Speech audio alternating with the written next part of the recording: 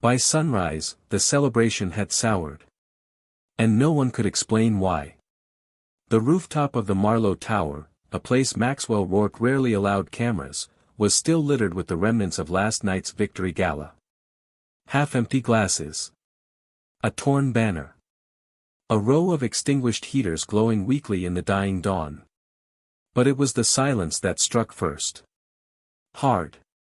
Cold. Wrong. The kind of silence that feels like the city is holding its breath, waiting for the moment it knows it cannot stop. A single champagne bottle rolled across the concrete, tapping against a metal drain. Tap. Tap. Tap. The sound echoed like a warning neither the wind nor the sun seemed willing to deliver themselves.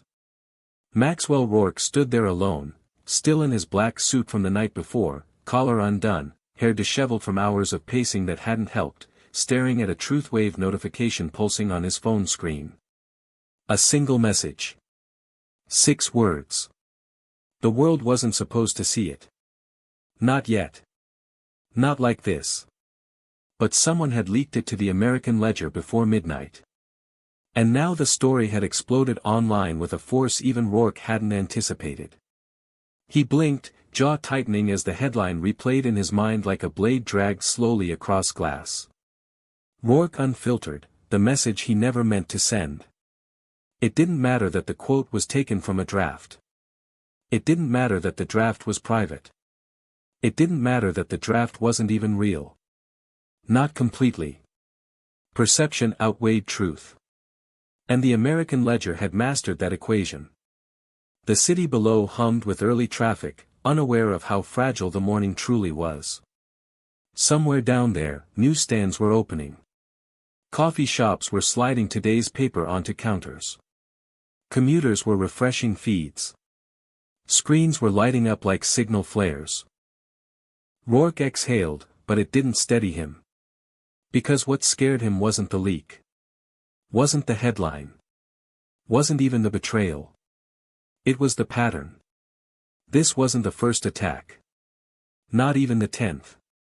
It was the shift, the unmistakable, calculated shift, from critique to something colder, and far more deliberate. He looked at the skyline, scanning the horizon as if the truth might rise with the sun. But the truth wasn't up there. It was buried somewhere else. Somewhere deeper.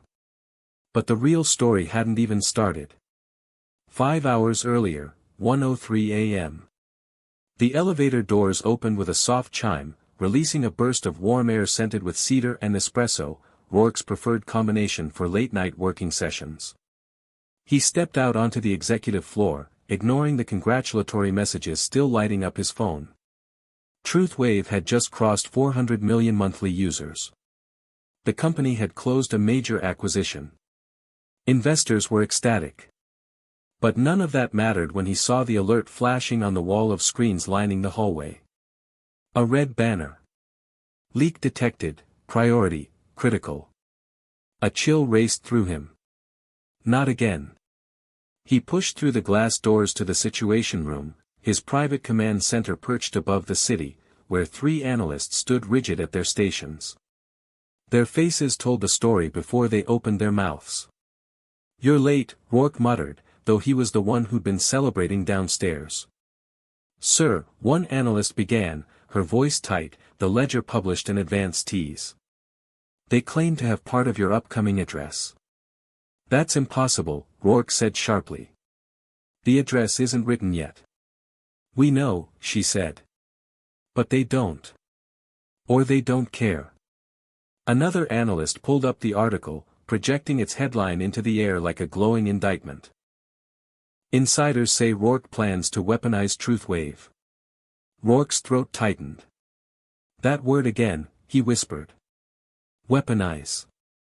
The Ledger had been using it for months, slipping it into editorials, hinting at it through anonymous sources, framing every TruthWave feature update as a coded escalation. "Who leaked it?" he asked. "We can't trace it yet." "You mean you won't?" Rourke snapped. A heavy silence filled the room. He wasn't angry at them. He was angry at the realization forming in the pit of his stomach.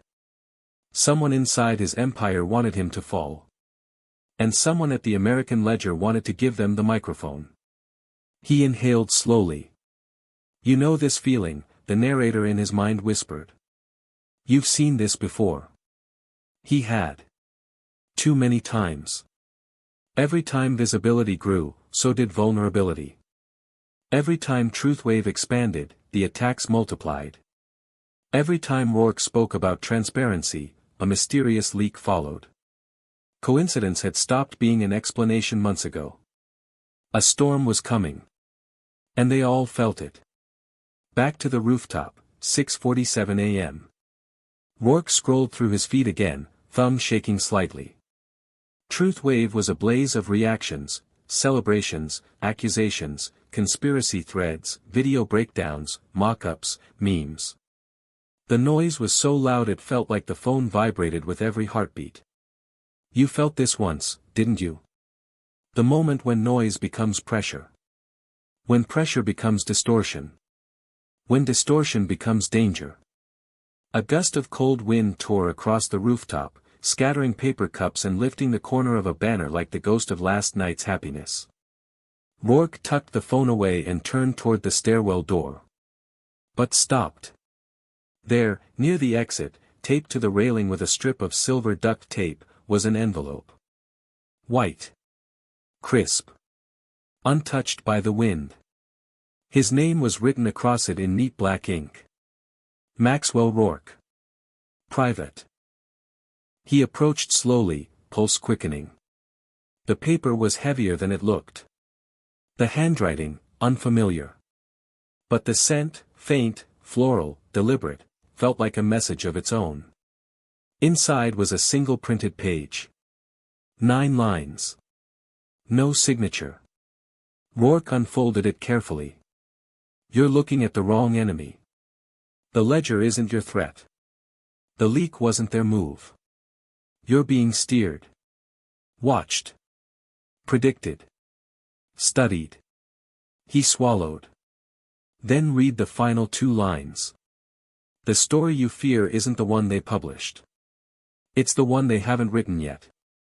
A tremor rippled through him. Because whoever wrote this knew the pattern intimately. Knew the escalation. Knew the fear he kept hidden. And they weren't warning him. They were preparing him. Rourke looked up at the horizon, breath visible in the cold morning light. Something in the city felt off. Tilted. Waiting. And deep inside, he sensed the truth he'd avoided for months. This wasn't an attack. It was an opening move. But the real story hadn't even started. They used to say Maxwell Rourke was born in a flicker between 2 channels, somewhere between static and signal, noise and clarity. It wasn't true, of course. But myths grow where childhood stories refuse to go. The truth was simpler. And more painful. Maxwell grew up on the edge of the interstate, exit 42, where trucks roared through the night loud enough to shake the dishes in the cupboards. His earliest memories were of neon diner lights pulsing through thin motel curtains, casting long shadows that stretched across peeling wallpaper. His mother worked double shifts at the Blue Star Diner. His father was less present. Physically, he was there. Emotionally, he lived in a world Maxwell could never enter. Some nights ended with laughter. Most ended with silence. A silence shaped like disappointment. You know this feeling, the narrator inside him whispered. You've seen this before. Maxwell learned quickly that silence wasn't absence. Silence was pressure. Silence was judgment.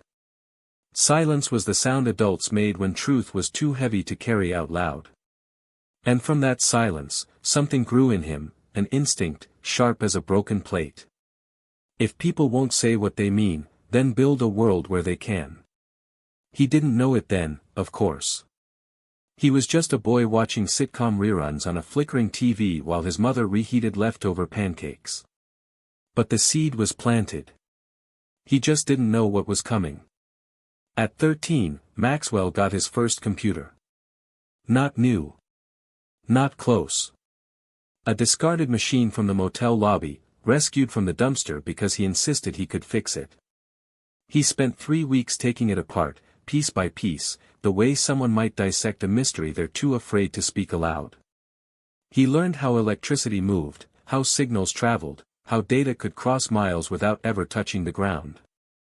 He learned that information had its own language, cleaner than human language, more honest, less afraid. The first website he ever built was a message board for truckers who stayed at the motel. He called it Open Road. No photos. No profiles. Just words. Pure. Unfiltered.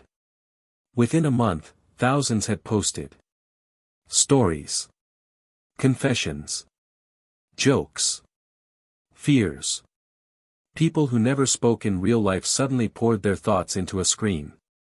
Maxwell read every line like scripture. This was the first contradiction in his life. The world was louder online, yet somehow more truthful. But something in him was shifting.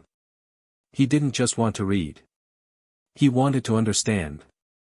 To map out how people spoke when nobody was watching. To track how a whisper became a wave. He sensed it then, instinctively, that truth had patterns, and if you could identify the patterns, you could predict the moment someone's silence would break. He didn't yet know that the American ledger was studying truth from the other direction, controlling it instead of freeing it. He didn't know they were building their empire on a different philosophy. He just didn't know what was coming.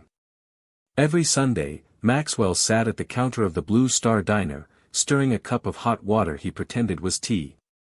The booths were filled with factory workers, bus drivers, exhausted parents, and a few lonely souls who used coffee refills to stretch out the time between problems. He loved those nights. Not because they were beautiful. But because they were honest. He observed everything. The hesitation before someone asked for the bill. The way people talked louder when they lied. The quiet sigh after bad news. The nervous laugh that betrayed a secret. The subtle shift in posture when someone decided to tell the truth. Truth had a heartbeat. And Maxwell was learning its rhythm. One night, a factory worker named Eli, with grease-stained hands and tired eyes, sat next to him and said, "You're a quiet kid. That's dangerous. Quiet kids see things." Maxwell didn't know how to respond, so he said nothing. Eli sipped his coffee, watching him. "You'll grow up, and people will think you're just listening. But you're not. You're collecting." Maxwell froze. Eli nodded, as if understanding something even Maxwell didn't. "And one day, you'll do something with it." It was a strange moment, full of foreshadowing he couldn't yet translate. But it stayed with him. Like the echo of a truth he wasn't prepared to hear. Every powerful person carries a hidden scar. Rourke's was simple, small, and razor-deep. He was terrified of being misunderstood. Not disliked. Not criticized.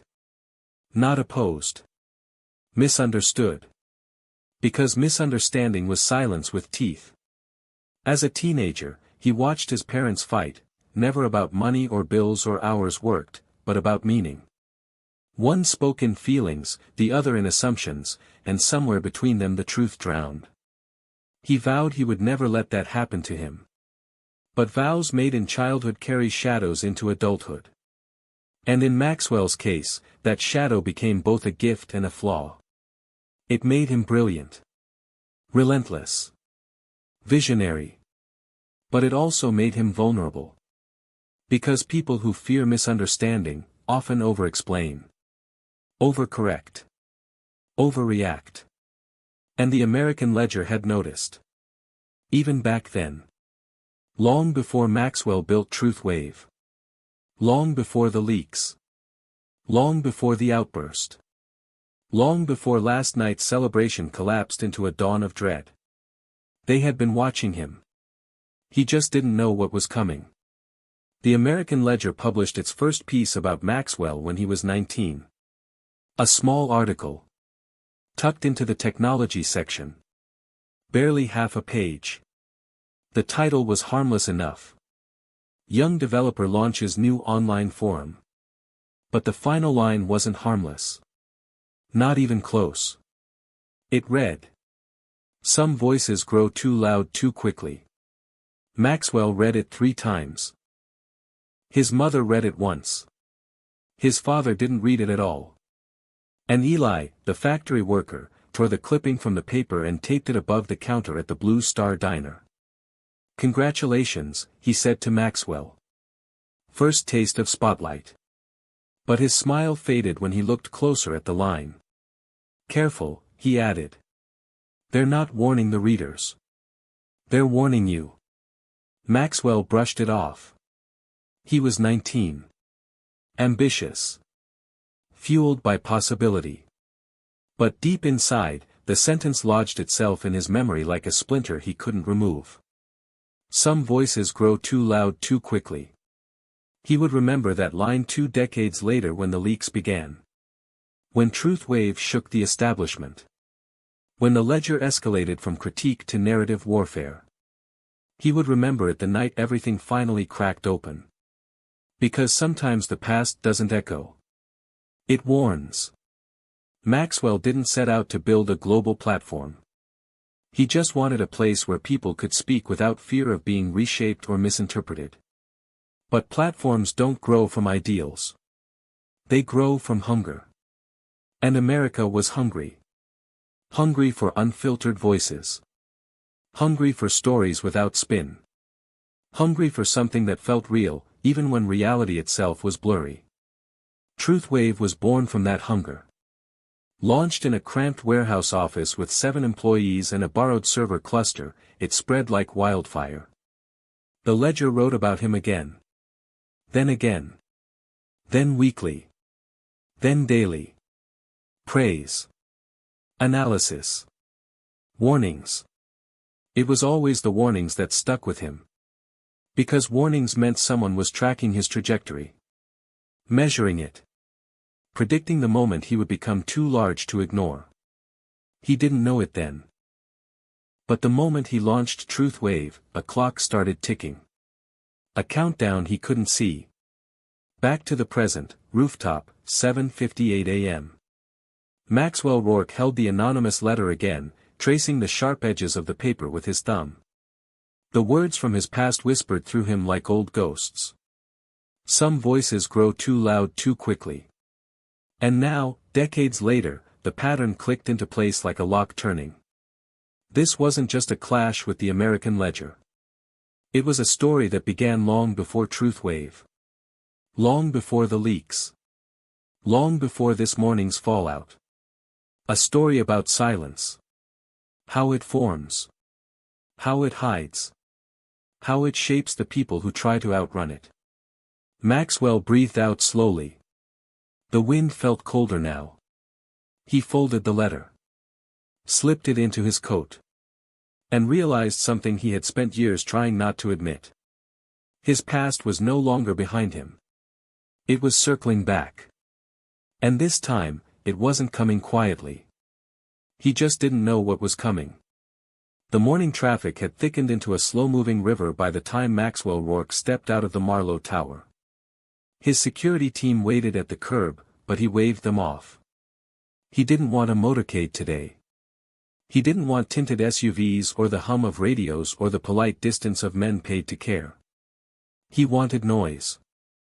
Real noise. Human noise. He wanted the city to hit him in the chest like cold water. And it did. Horns blared. Crosswalk signals chirped. Coffee vendors shouted orders. Delivery vans rattled over uneven pavement. Screens glowed from every window and every hand, each displaying some variation of the same thing. The leak. The message. The outburst.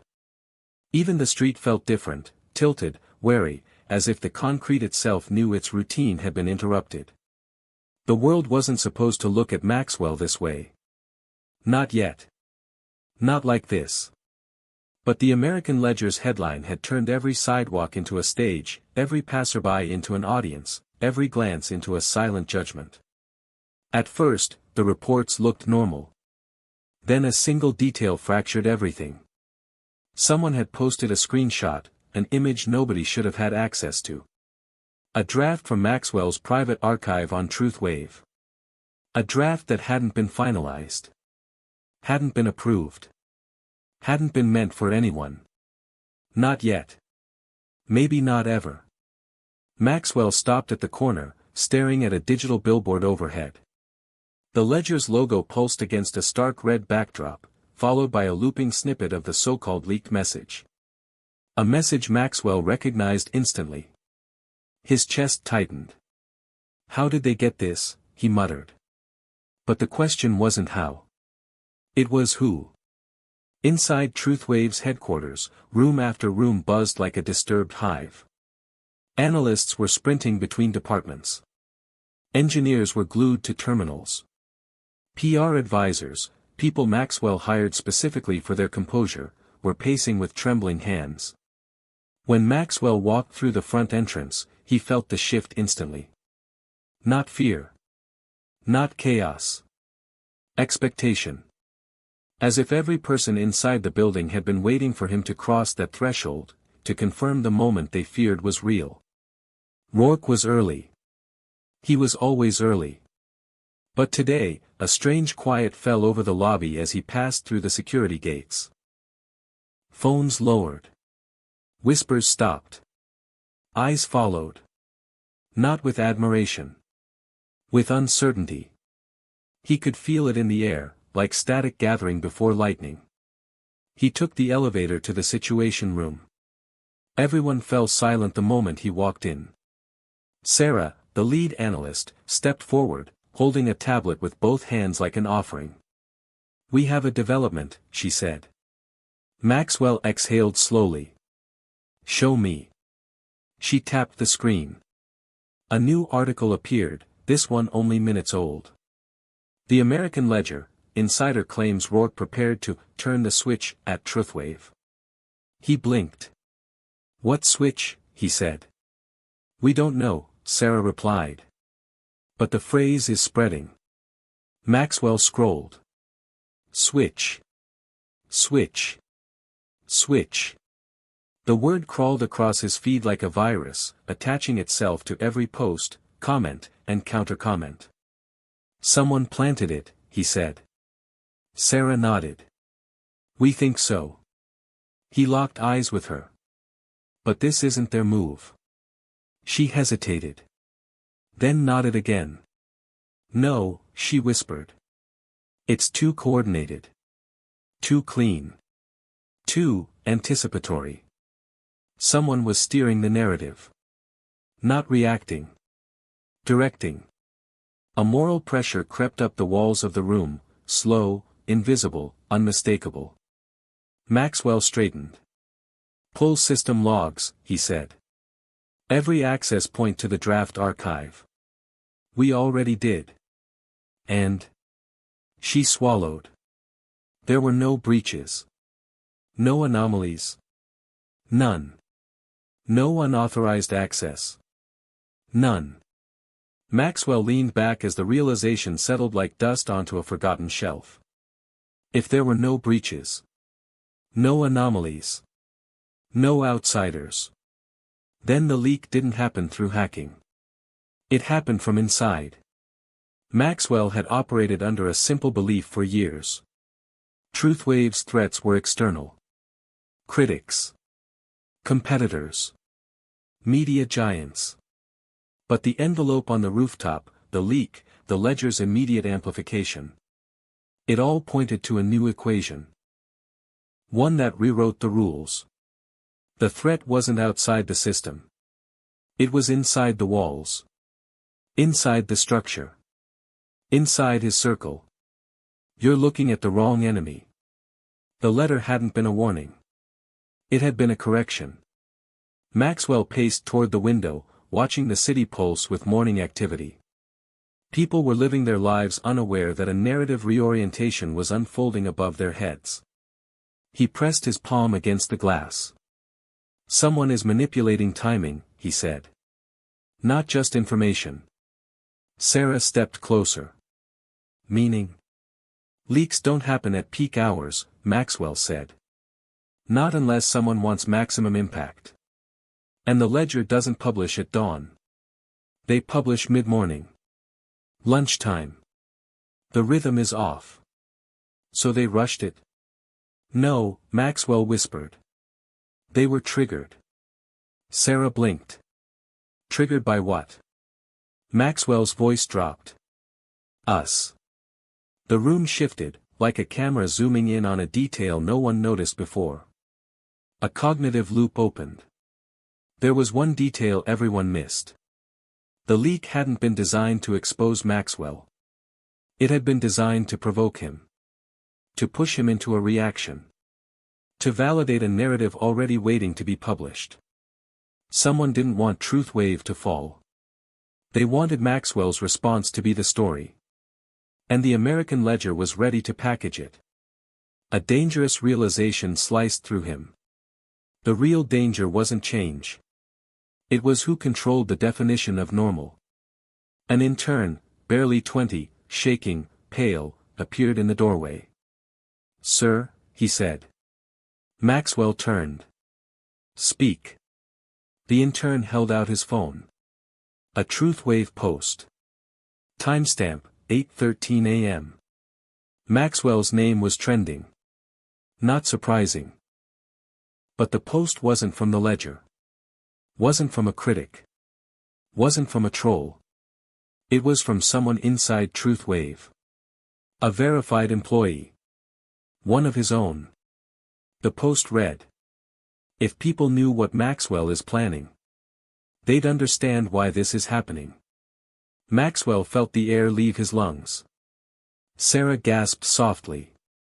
Who wrote that? Maxwell demanded. The intern swallowed hard. Your Director of Systems Integrity. The room erupted. Conversations overlapped. Analysts stood abruptly. Someone cursed under their breath. A chair scraped loudly against the floor. Maxwell didn't move. He just stared at the screen, feeling the weight of betrayal settle onto his shoulders with surgical precision. The Director of Systems Integrity. The person responsible for preventing leaks. The person who had access to every failsafe. Every archive. Every contingency.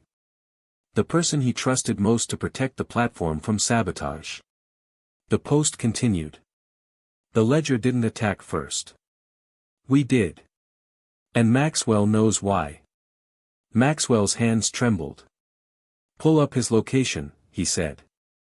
We can't, Sarah replied. Why not? He shut off his badge. He's not in the building. Maxwell turned slowly. Find him.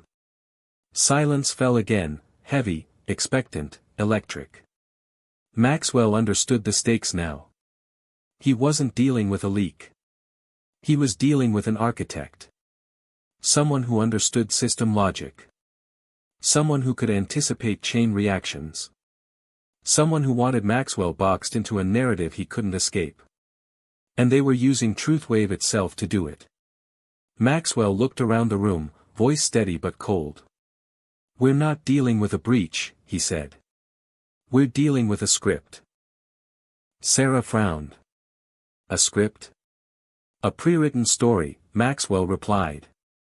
One that only works if I react exactly the way they need me to.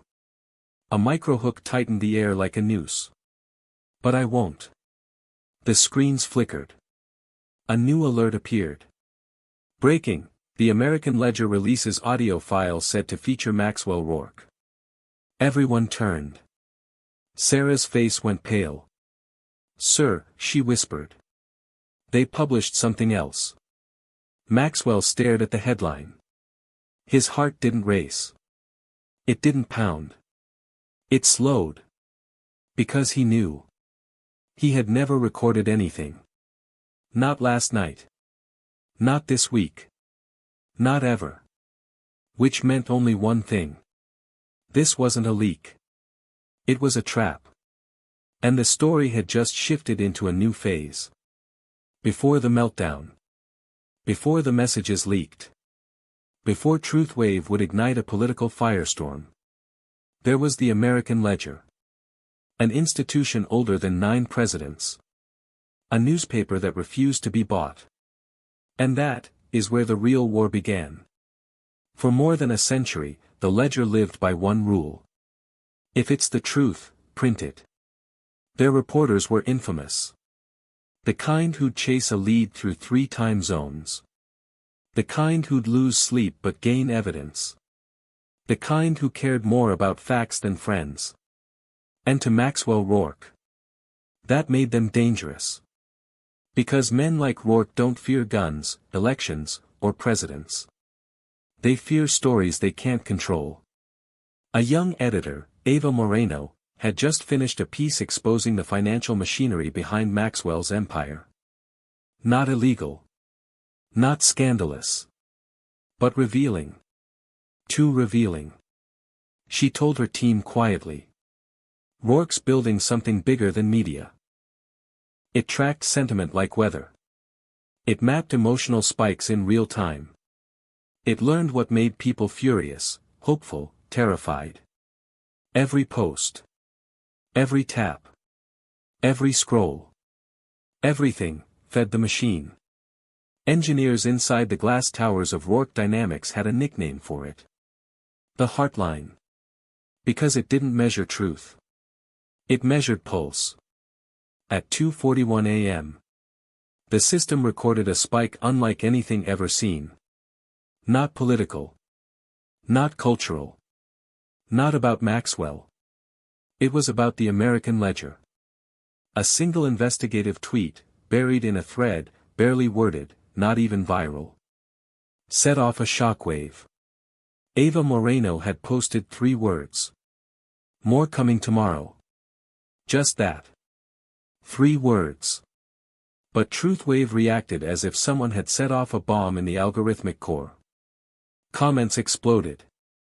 Bots scrambled. Sentiment fractured. Engagement surged by 600% in 6 minutes. Something inside Truthwave wasn't merely responding. It was anticipating. Engineers stared at the dashboards and whispered. Why is it acting like this? Who's feeding it? What did we miss? They didn't know the truth yet. Truthwave didn't glitch. Truthwave warned. Security cameras caught it. Maxwell entering the server wing. No entourage. No assistant. No PR shield. Just him. Walking like a man stepping into a confessional. He reviewed the logs. He replayed the spike. He scrolled through Ava's name. And then, quietly. He smiled. Not the smile of confidence. Not arrogance. Not victory. A smile of recognition. As if something inside him whispered. The Ledger is coming. Let them come. On his private dashboard, Maxwell drafted a Truthwave post. A single sentence. Sharp enough to draw blood. Some papers chase rumors. Others run from the truth. His finger hovered over send. Paused. Then, deleted. All of it. Because Maxwell didn't need to strike yet. He needed something else. An opening. A crack. A mistake. A moment when the Ledger would give him permission to retaliate. That moment was on its way. While Maxwell watched the horizon for a storm. The Ledger staff slept under cramped apartments. Believing tomorrow would be just another day. They didn't know Truthwave had already reacted. That Maxwell had already noticed. That a digital fault line had already split beneath their feet. They didn't know that the story they were about to print would become the match that set an entire nation on fire. Truthwave had felt the tremor before the humans did. And the tremor was only the beginning. Before a storm breaks, there is a moment you think you understand. A pause. A quiet breath. A light that lingers on the edge of chaos. For Maxwell Rourke, that moment came just as the nation began to stir. The first glimmers of reaction spread across TruthWave like threads in a spider's web. By 6 a.m., engagement metrics were spiraling. TruthWave's algorithm wasn't just tracking conversation, it was amplifying tension. Every mention of the ledger. Every speculative post. Every single question about Maxwell's intentions. Screens lit up. Voices sharpened. No one agreed on what was real anymore. Maxwell walked the office floor, coffee untouched in his hand. He paused at a cluster of engineers, watching as they tried to reconcile the data. One of them muttered under his breath. "It's like it's alive." Maxwell didn't respond. He had heard that line before, from his mother. From Eli at the diner. Truth, he realized, often behaves like life itself, unpredictable. He paused by a window overlooking the awakening city. Buses crawled along avenues. Pedestrians scuttled across crosswalks, headphones in, eyes forward. Neon signs flickered in breakfast light. And Maxwell remembered something he had long buried. The fear that had followed him from motel rooms to boardrooms. He was terrified of being misunderstood. Terrified of losing control. Terrified that the stories people told about him might define who he truly was. You can silence a voice. You can bury a truth. But you cannot stop a mind that finally learns to question. Those words, once internal, now echoed out loud in his own mind. He realized that the system he had built, the platform, the algorithms, even the leaks, was also a mirror. A mirror reflecting his own obsessions, his own contradictions, his own hunger for control. And suddenly, the calm before the storm felt like a judgment. By 7:15 a.m., TruthWave was trending nationally. Not just Maxwell. Not just the ledger. But the tension itself. Comments poured in. "What's he hiding? This is brilliant manipulation. I can't tell what's real anymore." Screens flickered. Voices rose. Arguments erupted in digital space that felt as tangible as gunfire in an alley. Every user's post was a pulse. Every pulse was feeding the storm. And every pulse reminded Maxwell of a lesson he'd learned decades earlier in that Blue Star diner. Truth has a heartbeat. Learn its rhythm, or it will learn yours. Maxwell didn't panic. He didn't shout. He didn't retreat. He observed. He processed. He realized that the narrative spinning out of TruthWave was no longer about just media or leaks. It was about perception, identity, and power. And in that moment, he felt the duality he had lived with all his life. One side of him, the mogul, the strategist, the builder, thrived on control. The other, the human, the boy from Exit 42, the diner witness to silence, knew that control was an illusion. He had been building TruthWave to manage the world. And now he saw the terrifying truth. The world was managing him. A notification popped up. A new Ledger article. Rourke's private message intercepted, analysts predict major platform shift. Maxwell read it slowly. He traced the words with his thumb. Each phrase felt like a test. The room seemed to pause. Analysts froze. Even the city outside seemed to hold its breath. And then, another notification. A post on TruthWave from an anonymous account. "He knows we're watching. Do you?" Maxwell's pulse quickened. But his face remained calm. Because now he understood the rule of the storm. It wasn't about the leaks. It wasn't about the ledger. It was about reaction. About identity. About choice. And he had to decide. Would he step back and let the narrative control him? Or would he step forward and shape it? The lights of Midtown glinted against wet asphalt. Car engines hummed like a distant chorus. Coffee smells drifted from early cafes. Somewhere, a door clicked shut. A bicycle bell rang. The morning was alive. Maxwell breathed in the city. He felt the rhythm. The heartbeat. The pulse of perception itself. "You've asked this question too," the narrator whispered. "You felt this once, didn't you?" And Maxwell knew, he was no longer just a player. He was a signal. A trigger. A man about to step fully into the storm. Screens lit up. Voices sharpened. Arguments fractured. All of it feeding an invisible energy field, one that would explode later that day across every network, every post, every headline. The lesson crystallized in Maxwell's mind. You cannot outrun perception. You cannot outrun identity. You cannot outrun the truth of who you are when everyone is watching. And for Maxwell Rourke, the light before the storm wasn't hope. It was clarity. A fleeting, beautiful clarity. And maybe, that clarity was all he needed. By mid-morning, the world had changed. Not because Maxwell Rourke wanted it. Not because the American ledger intended it. But because perception had found its rhythm. The storm had arrived. And it was louder than anyone could control. Truthwave was on fire.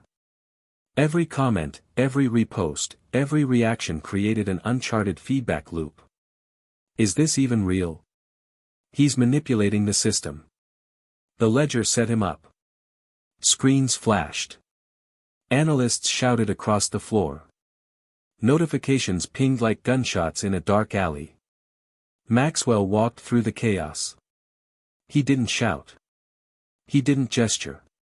He just observed, like a conductor listening to an orchestra where no one had ever seen the score. But the melody was dangerous. The director of systems integrity, the one who had sent the post the night before, appeared on the main monitor. His face was pale. Eyes darting. Sweat glinting under fluorescent lights. "Sir," he said. "We've contained most anomalies, but the ledger's story, it's evolving faster than predicted." Maxwell leaned closer. His jaw tightened. Evolving how? They're not just reporting. They're framing. Every leak. Every rumor. Every user post we can't control. It's feeding their narrative. The room went silent. Maxwell understood immediately, this wasn't just a story. It was a weaponized narrative. And he was the target. Below, the streets were no longer indifferent. News vans swarmed intersections. Pedestrians pulled out phones to film the chaos. Screens in shop windows displayed live feeds, trending hashtags, and breaking headlines. Maxwell realized something he had always known but never admitted. The world doesn't wait for permission. It reacts. And reactions are uncontrollable. He pressed his hand to the window, feeling the tremor of a city under pressure. The hum of engines, the distant subway, the chatter on sidewalks, all of it was part of the storm now. Not a backdrop. Not an ambient noise. The storm itself. Inside Truthwave's situation room, analysts were frantically trying to predict behavior. "We can't stop it," said one engineer. "The algorithms aren't responding the way they should." Maxwell's gaze swept across the room. He remembered Eli, the factory worker, who once said, "Quiet kids see things." Maxwell had always thought it meant observation. Now he realized it meant survival. You could see everything, and still be powerless to stop what's coming. The irony wasn't lost on him. By 10:13 a.m., the first major public confrontation erupted. A Truthwave user, verified but anonymous, posted a video montage of Rourke's past statements. Edited. Spliced. Context removed. It suggested something dangerous. Something manipulative. The ledger amplified it. Headlines splashed across national feeds. Rourke plans platform control, insiders warn of massive shift. Maxwell stared at the screen. His hands shook slightly. Not because he feared the story. Because he knew how true it was, and how wrong the framing had become. This wasn't just a media battle. It was a war over identity. He realized, the man the public saw, the mogul, the strategist, the visionary, was being rewritten. Not by truth. Not by lies. But by narrative momentum. Maxwell didn't panic. He didn't tweet. He didn't call a press conference. Instead, he initiated what he called internally Project Reflection. A real-time analysis of every trending post, comment, and narrative shift. A mapping of influence. A quantification of emotional triggers. He wasn't trying to stop the storm. He was trying to understand it. Because understanding came first. Control came second. The paradox was clear. The world reacted faster than Maxwell could move. The ledger controlled perception, yet perception fed truth wave. And Maxwell, the man who once built his empire on information, realized. Information is never neutral. It is never passive. It is a weapon. And the storm wasn't coming for him. It had already arrived. He returned to the Marlowe Tower rooftop. The sun now high, shadows sharp against the cityscape. Traffic below, still chaotic. Screens flickering in shop windows. Pedestrians moving in patterns, unknowingly choreographed by the digital pulse above them. Maxwell exhaled. For the first time, he didn't feel like a man controlling the storm. He felt like a man inside it. And in that realization, a strange clarity emerged. The storm will break you. But only if you let it define you. The storm wasn't just outside. It was inside. Inside every decision, every post, every reaction. And Maxwell Rourke, for the first time in decades, felt the full weight of it. By late morning, the lines between Truthwave and the American Ledger had blurred. Not blurred in optics. Blurred in reality. Perception and fact intertwined. The audience didn't know what was engineered, and neither did Maxwell, fully. At 11:02 a.m., the American Ledger released an explosive follow-up. Headline. Internal Truthwave document suggests Rourke plan nationwide messaging control. Inside Truthwave, alarms were triggered instantly. Analysts froze. Engineers scrolled desperately. Screens glowed red. Maxwell read the headline slowly. He wasn't shocked. He was calculating. He understood the ledger's move. It wasn't to expose him. It was to provoke him. To make him react. To give the public a story they could believe. A bait. A trap. And he had to step carefully. Another alert pinged. A private message from someone within Truthwave appeared. We did this. We knew the ledger would pick it up. Maxwell needs to see it. The sender, Director of Systems Integrity. Maxwell clenched his jaw. The room seemed to shrink around him. He realized something frightening. The threat wasn't external. It was internal. And perfectly timed. The paradox, the person he trusted to protect Truthwave, had orchestrated the first escalation. At first, the reports looked normal. Then a single detail fractured everything. Below, Times Square screens flashed the headline. Pedestrians stopped. Phones raised. Conversations paused. News vans scrambled for interviews. Social media exploded. Maxwell watched it unfold from his office tower. Traffic lights blinked in rhythm with notifications. The city itself seemed to pulse in reaction to digital tremors. The real danger wasn't change. It was who controlled the definition of normal. He could feel it, the storm wasn't just media noise. It was behavioral pressure. Every decision he made now would ripple outward. Every post, every pause, every reaction could escalate or contain it. Truthwave staff moved frantically. Screens displayed sentiment spikes, trending hashtags, internal logs, and alerts.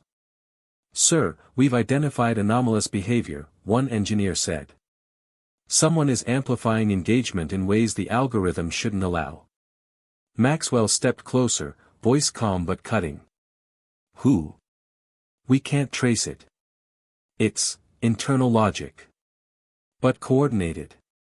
Predictive. Precise." A cognitive loop formed in Maxwell's mind. The leak, the internal post, the ledger's headline, all connected. All orchestrated to push him toward a reaction. And every second, the public was watching. Maxwell considered tweeting. Deleting. Posting clarification. None of it. Instead, he drafted a post, then deleted it. Drafted again, deleted. Each attempt was a test. He understood the trap. React too quickly, and the narrative writes you. React too slowly, and the storm engulfs you. Screens lit up. Voices sharpened. No one agreed on what was real anymore. He exhaled. Pulled back. And watched. Because to control the storm, you first had to understand the storm.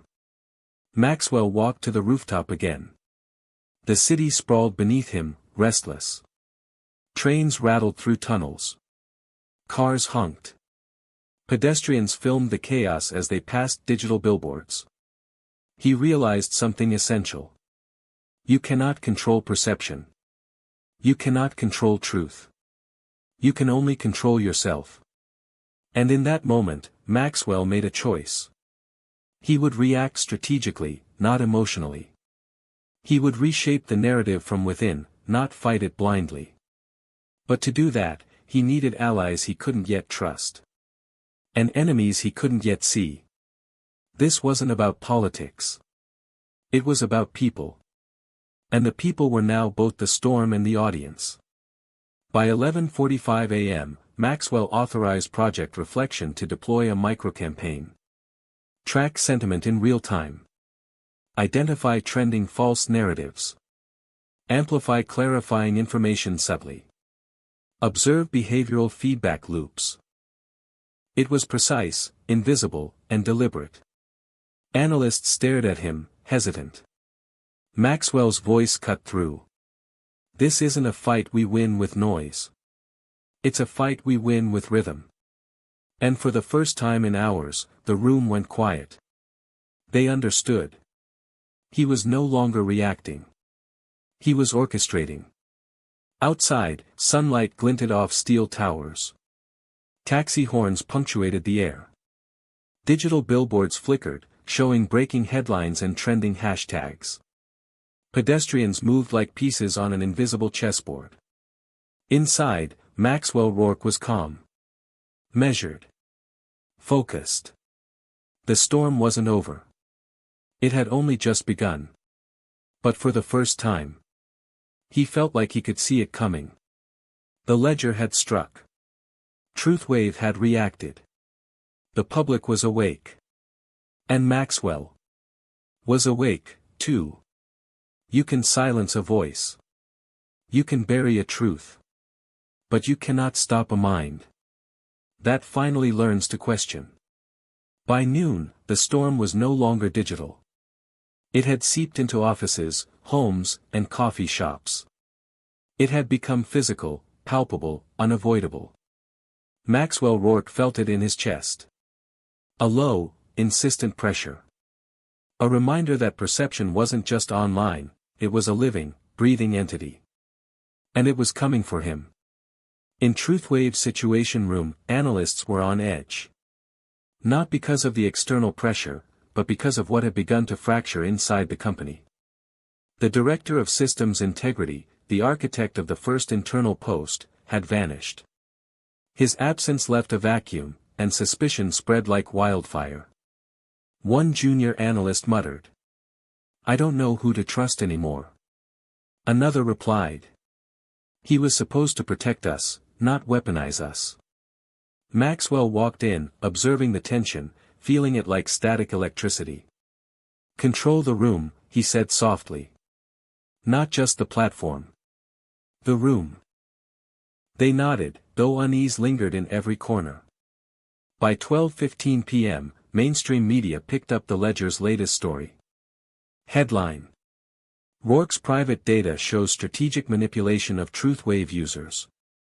Across the country, feeds erupted. Some believed it. Some dismissed it. Some didn't know what to think, and that uncertainty was the most dangerous of all. Maxwell's phone buzzed incessantly. Calls, messages, internal alerts. Each one a test, a potential trap, a narrative lever. He read them all. He didn't answer. He didn't react. Because he realized, every reaction was part of the story they wanted to tell. Suddenly, a message appeared on his secure line. A journalist, but not from the Ledger. Someone neutral. Someone credible. Maxwell. I know what's real. You don't have to play their game. Meet me. The message was brief. Cryptic. Urgent. Maxwell hesitated. Then smiled slightly. Not relief. Not hope. Recognition. Someone else saw the storm clearly. And that could be leverage. Maxwell convened his inner circle. Analysts, engineers, PR strategists, all gathered in the room. We don't fight this with volume, he said. We fight it with rhythm. We fight it by knowing the storm before it hits. We anticipate, not react. A senior analyst raised a hand. Sir, but the Ledger has us cornered. The narrative is spreading faster than we can adjust. Maxwell looked at her, calm, unwavering. Exactly. That's why we don't adjust blindly. We predict. We calculate. And then, we reveal. A silence fell. Not fear. Not awe. Recognition. They understood, the man in the room had stepped beyond reaction. He was orchestrating. From his office window, Maxwell observed Manhattan. Aerial screens blinked. Times Square vibrated with live reporting. Social feeds bubbled with speculation, outrage, memes, and truth. Pedestrians walked, unaware they were part of a calculated storm. Taxi horns punctuated the chaos rhythmically. Coffee shops buzzed. Construction cranes swung in the morning wind. You've seen this before. You felt this once, didn't you? Maxwell felt the truth, the storm outside mirrored the storm inside. Information, perception, and human emotion all colliding. A digital storm made tangible. His phone buzzed again. A message from a family member. Maxwell, are you okay? People are talking. He paused. For a moment, the mogul faded. The human appeared. And he realized, no amount of control could shield him from perception's personal consequences. He stared out the window. The city alive beneath him. And whispered. Screens lit up. Voices sharpened. No one agreed on what was real anymore. A cognitive loop had formed. Not only in the digital world, but in the human psyche. He understood now, the storm was both machine and people. Maxwell turned to his team. Every leak. Every story. Every reaction, is not the enemy. The enemy is ignorance of the system. And we will not be ignorant. He paused. Eyes scanning each face in the room. Remember this. You can silence a voice. You can bury a truth. But you cannot stop a mind that finally learns to question. They nodded. Some faces pale, some tense. But understanding shone in their eyes. The breaking point had arrived. But Maxwell wasn't broken. He was awakening. The Ledger had struck. TruthWave had reacted. The public was awake. And Maxwell was awake, too. This wasn't about politics. It was about people. And the people were now both the storm and the audience. By early afternoon, the storm had left its infancy behind. It was no longer just headlines or social feeds. It had become a cascade, a domino effect of information, perception, and reaction. Every action triggered another. Every leak, every post, every story set off a chain reaction that no single person could control. Even Maxwell Rourke. Truthwave's algorithms, designed to track sentiment and engagement, began operating beyond predicted parameters. Alerts blinked red. Graphs spiked in chaotic angles. Anomalies appeared in user clusters nobody had traced. It's self-propagating, an engineer whispered. The system isn't just reacting. It's predicting. Maxwell leaned over the screens, observing. He recognized a pattern. It wasn't chaos, it was momentum. A force that could neither be created nor destroyed. Only guided. And if mishandled, it could explode. Outside, the city mirrored the digital surge. Times Square screens flashed headlines. Truthwave manipulation. Experts weigh in. Ledger versus Rourke, who controls your narrative? Algorithmic influence or media panic? Pedestrians stopped, phones in hand, debating what was real. Taxi drivers argued over the legitimacy of posts. Coffee shops filled with murmurs. Every conversation, every glance, a pulse feeding the storm. Maxwell understood immediately, this wasn't just a platform issue. It was a national consciousness fracturing in real time. The real danger wasn't change. It was who controlled the definition of normal. Inside Truthwave, a junior analyst noticed something alarming. A cluster of posts had coordinated timing so perfectly. It looked like someone inside the company was manipulating it. He sent an encrypted message to Maxwell. "Sir, this is bigger than we thought. Internal vectors are amplifying external chaos." Maxwell read it silently. He didn't flinch. He didn't panic. He smiled. Not because it was good news. Not because it was victory. Because now he saw the full chessboard. At 1:27 p.m., the first visible public fallout occurred. A viral post misattributed a Ledger quote. Users believed it. Truthwave amplified it. News outlets picked it up. Tweets, retweets, and replies accelerated exponentially. Each person who saw it and reacted was another domino falling. Maxwell watched the spread, recognizing a key truth. Screens lit up. Voices sharpened. No one agreed on what was real anymore. The dominoes weren't just falling, they were colliding. Instead of reacting immediately, Maxwell convened a quick council. Engineers, analysts, and strategists crowded around the central display. "We do not fight the dominoes individually," Maxwell said. "We do not argue with each one. We observe. We measure. We intervene only at the pivot points." A junior analyst hesitated. "Pivot points, sir." "The points where influence multiplies, where perception shifts, where the narrative fractures. That's where we act."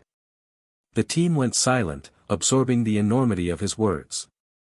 From the office tower window, Maxwell could see Manhattan as a living system. Yellow cabs weaving. Pedestrians rushing. News vans circling intersections. Screens flashing headlines, memes, trending posts. All of it, dominoes. Every flicker a push. Every blink a reaction. Every conversation a trigger. "You've asked this question too. You felt this once, didn't you?" He knew the storm now wasn't just digital. It had entered the human psyche. Every observer, every participant, part of the effect. Maxwell realized a profound truth. Control was no longer linear. Information was no longer passive. Perception was a force of nature, and everyone was a vector. The truth didn't break them. Their denial did. Maxwell's task was clear: guide the dominoes. Not stop them. Not argue with them. Direct them. And somewhere deep inside, he understood, the storm's power wasn't external. It was in the reaction of the people themselves. By 2 p.m., the second layer of the storm arrived. News cycles doubled in speed. Social media algorithms amplified posts unpredictably. The Ledger released a secondary follow-up, this time with deeper internal sourcing. Truthwave's predictive engagement started nudging content subtly, almost invisibly. And all the while, the city lived it. Pedestrians scrolling. Screens flickering. Voices reacting. Maxwell Rourke, at the center, remained calm. Not because he could control it. But because he could see the pattern in the chaos. The dominoes were falling. But he knew which ones to catch. The storm wasn't coming. It was here. Every post, every headline, every human reaction was part of a chain that could not be broken. And Maxwell was beginning to shape it. Freedom isn't inherited. It's practiced. The domino effect had begun. And there was no turning back. By mid-afternoon, the storm had taken on a new dimension. It was no longer just algorithms and headlines. It had become personal. A direct challenge aimed at Maxwell Rourke. And the American Ledger had just raised the stakes. At 2:47 p.m., the Ledger published a follow-up story.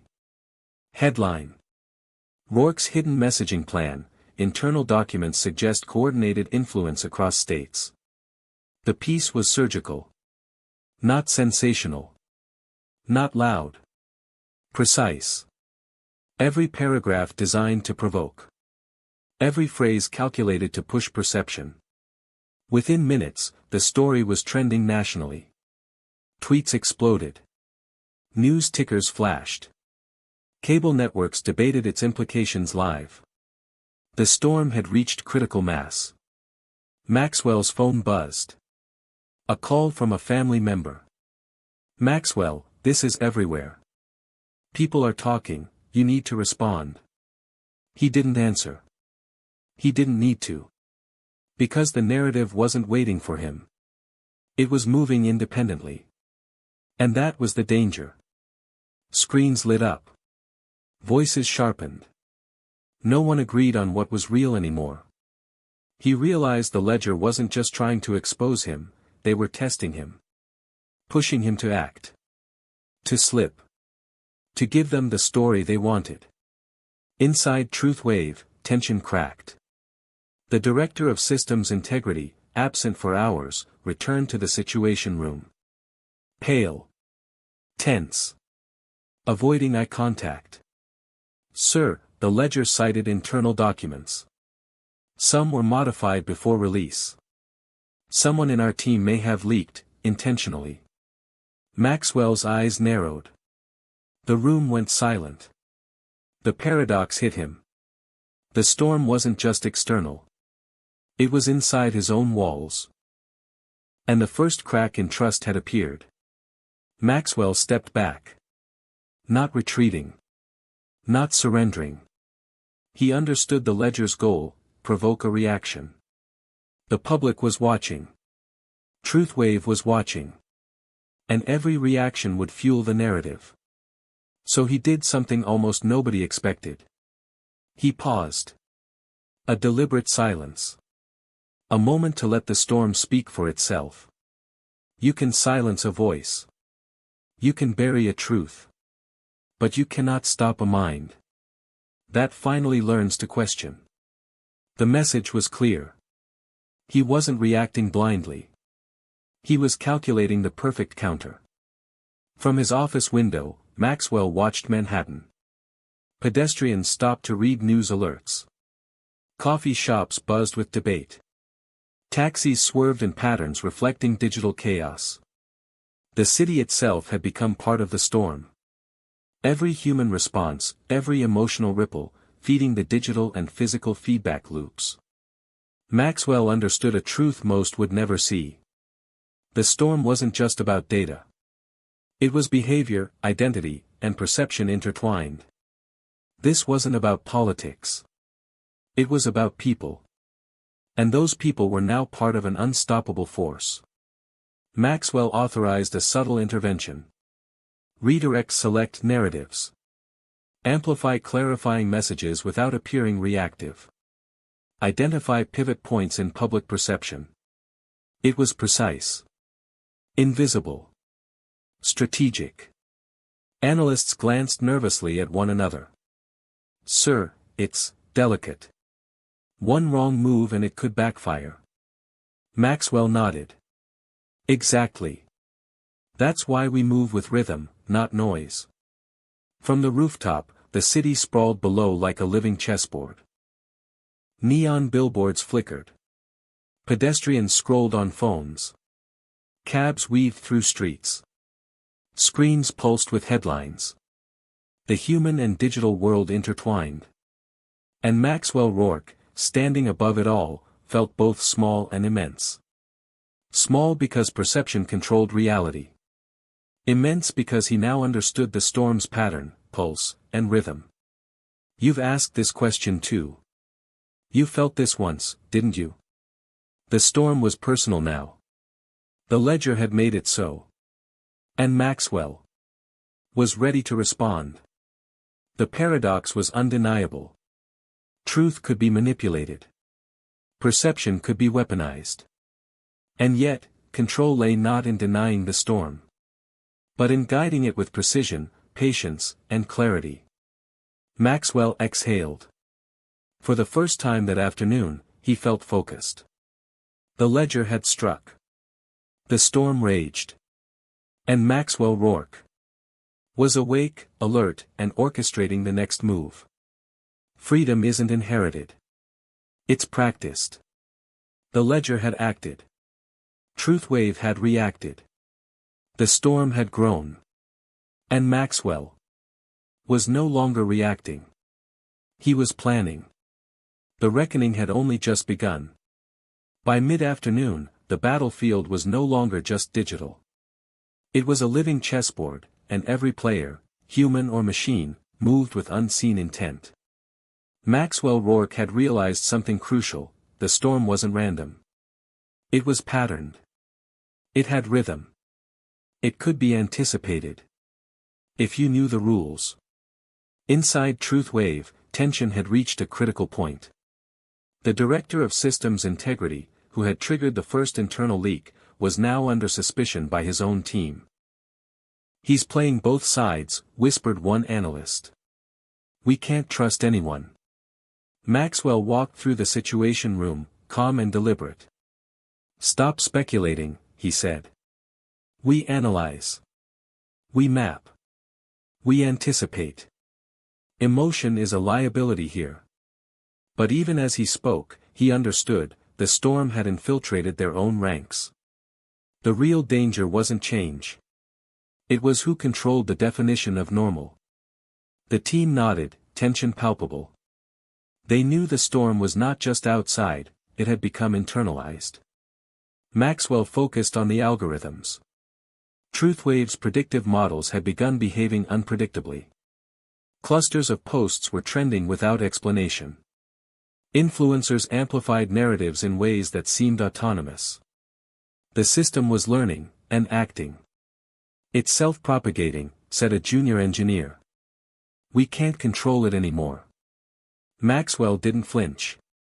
He leaned closer to the main display. We're not controlling it. We're guiding it. He traced patterns like a grandmaster mapping moves on a chessboard. Every reaction, every spike, every domino was an opportunity, not a threat. A notification popped up. An internal post from an anonymous employee had been flagged by the system. Sir, this post is gaining traction outside predicted parameters. It could shift public perception. Maxwell studied it. He understood the subtlety. The storm had hidden levers, moving unseen beneath the surface. He smiled faintly. At first, the reports looked normal. Then a single detail fractured everything. Every micro-leak, every fragment of perception was a potential pivot point. And he was beginning to see the full architecture. From his office window, Manhattan looked like a living circuit board. Pedestrians scrolling, pausing, reacting. Yellow cabs weaving unpredictably. News vans circling intersections, cameras rolling. Screens flashing trending topics, memes, and commentary. Screens flashing trending topics, memes, and commentary. You've seen this before. You felt this once, didn't you? The city, like the platform, was reactive. Human behavior mirrored algorithmic pulses. Every glance, every post, every argument, a node in a vast network. Maxwell understood, the storm wasn't just about technology. It was psychology, behavior, and emotion in motion. Maxwell convened his team for a rapid briefing. "We're not reacting to events," he said. "We're guiding perception. We don't chase the storm, we anticipate its peaks. We intervene at pivot points." He laid out a plan. 1. Identify key narratives trending externally. 2. Map internal amplification sources. 3. Subtly guide public perception without appearing reactive. 4. Monitor emotional triggers and adjust in real time. Analysts glanced nervously at one another. "Sir, it's delicate. One misstep and it could backfire." "Exactly," Maxwell replied. "That's why we move with rhythm, not noise." Maxwell stepped to the rooftop. The sun had dipped slightly, casting long shadows across steel towers. He observed the city, alive and reactive. Every pedestrian, every vehicle, every glowing screen. Part of the storm. And he understood a deeper truth. Information is never neutral. Perception is never passive. Reaction is inevitable. To control the storm, you don't resist it. You guide it. You anticipate it. And you move with precision, patience, and clarity. From above, the city looked like pieces on a vast chessboard. Lights flickered like signals. Horns sounded like punctuation. Pedestrians moved like pawns. Screens displayed narratives, memes, and headlines, the queen and rooks of perception. Maxwell's eyes scanned the board. He felt both small and immense. Small because perception ruled reality. Immense because he now saw the storm's pattern, pulse, and rhythm. The truth didn't break them. Their denial did. And somewhere inside him, a spark of certainty emerged. The storm could be guided, if he played his moves wisely. The ledger had struck. Truthwave had reacted. Alliances were fracturing. And the storm had entered a new phase. Maxwell Rourke was no longer just reacting.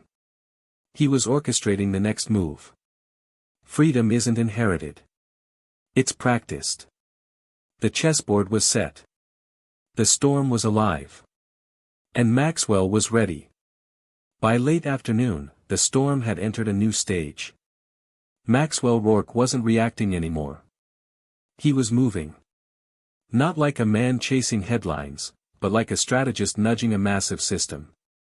Every post, every trend, every reaction was now a vector he could influence. Maxwell initiated Project Reflection Phase 2. "We don't confront the narrative head-on," he told his team. "We guide it. We plant subtle pivots. We let perception move, but on our terms." The plan was meticulous. 1. Identify viral posts that distorted context. 2. Deploy clarifying information subtly across social clusters. 3. Amplify neutral voices without signaling reaction. 4. Observe internal engagement vectors and emotional triggers. Analysts nodded, tense but focused. "It's delicate," one whispered. "One wrong move, and the storm could turn against us." Maxwell's gaze scanned the screens. "Then we move with rhythm, not noise." Inside Truthwave, the algorithms had started predicting internal leaks. Every micro-leak, every suspicious post, was being logged. Sir, the system is anticipating potential vectors, a junior analyst said. It flagged a cluster of internal communications that could influence public perception. Maxwell leaned in. Good. Let it flag. Let it react. We only act where influence multiplies. He understood the paradox. The system was both the storm and the guide. The first subtle counterstrike went live at 3:14 p.m. Carefully worded clarification posts seeded across social networks. Neutral influencers highlighted context without appearing reactive. Targeted amplification nudged trending narratives just enough to redirect public attention. Almost immediately, shifts appeared. Hashtags plateaued instead of spiking. Conversations moderated without outside interference. Misinformation threads slowed, not by force, but by perception correction. Maxwell observed silently. The storm was bending, but not breaking. At first, the reports looked normal. Then a single detail fractured everything. From his office, Maxwell watched Manhattan like a live simulation. Pedestrians paused at crosswalks, scrolling. Coffee shop patrons debated news alerts. Screens in Times Square flickered, reflecting subtle narrative adjustments. You've seen this before. You felt this once, didn't you? The city wasn't just a backdrop. It was a mirror of perception, reacting to the nudges Maxwell had orchestrated. Every movement, every glance, every share. Another domino in the ongoing cascade. Even as Maxwell guided the public storm, internal tensions persisted. The director of systems integrity remained under suspicion. Employees whispered. Trust fractured. We can't be sure who's on our side, a mid-level analyst muttered. Maxwell didn't flinch. Then we observe. Measure. Act only where it matters. He realized the storm wasn't just external. It was inside the company, inside the algorithms, inside the minds of every participant. And every micro-action he took now had to account for both internal and external vectors simultaneously. Maxwell stepped to the rooftop again, the city sprawling beneath him. Taxi horns, pedestrian chatter, and digital notifications formed a living symphony. Screens flickered with trending posts, memes, and news updates. The human and digital worlds intertwined seamlessly. He reflected. The truth didn't break them. Their denial did. And he understood the ultimate paradox. You cannot stop a storm by shouting louder. You cannot silence chaos by force. You can only guide it with precision, patience, and insight. From above, Manhattan looked like a giant circuit board. Lights blinked like neural signals. Pedestrians moved like electrons. Screens pulsed with narratives and reactions. Maxwell, in his tower, became both observer and conductor. He didn't control the storm. He guided its rhythm. He nudged dominoes without touching them. Freedom isn't inherited. It's practiced. And in that moment, Maxwell Rourke finally understood. The storm was not an enemy. It was a system to navigate, learn from, and ultimately shape. The ledger had struck. Truthwave had reacted. The storm had grown chaotic and unpredictable. But Maxwell was no longer reacting. He was orchestrating, calculating, and guiding the next wave. The first counterstrike was complete. And the storm was bending, but not yet broken. By late afternoon, the storm had evolved into something larger. It was no longer linear. It was a ripple effect, spreading unpredictably across Truthwave, the city, and the collective consciousness of the public. Every intervention Maxwell made created new reactions, small at first, subtle, but each one multiplied, echoed, and collided with others. Truthwave's predictive models had entered a feedback loop. Every subtle guidance post, every nudge in perception, generated unexpected shifts. Sir, the system is adapting faster than anticipated, said a junior analyst. Some narratives are self-correcting, others are amplifying beyond control. Maxwell leaned over the screens, calm and deliberate. Good. Let it learn. Let it test itself. We only intervene where influence multiplies most effectively. The paradox was clear, the system was both a storm to navigate and a tool to master. At first, the reports looked normal. Then a single detail fractured everything. Inside Truth Wave, the fractures intensified. Teams whispered about whose loyalty was genuine. Internal memos were scrutinized under suspicion. The Director of Systems Integrity's motives remained unclear. A junior analyst muttered.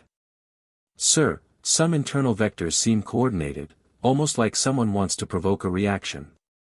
Maxwell didn't flinch. "Then we observe. Measure. Act only where it truly matters." He understood the paradox, the internal storm was feeding the external one. Each microcrack, each internal hesitation, created ripple effects felt in every social feed, every headline, every conversation.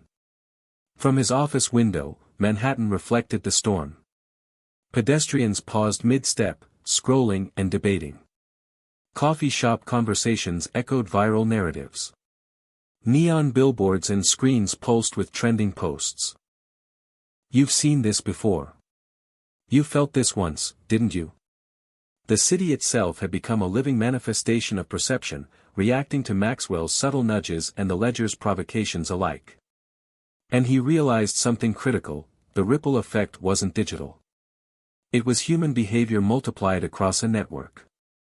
At 4:02 p.m., a particularly viral post misrepresented a clarification from Truth Wave. The public reacted immediately. Comments exploded.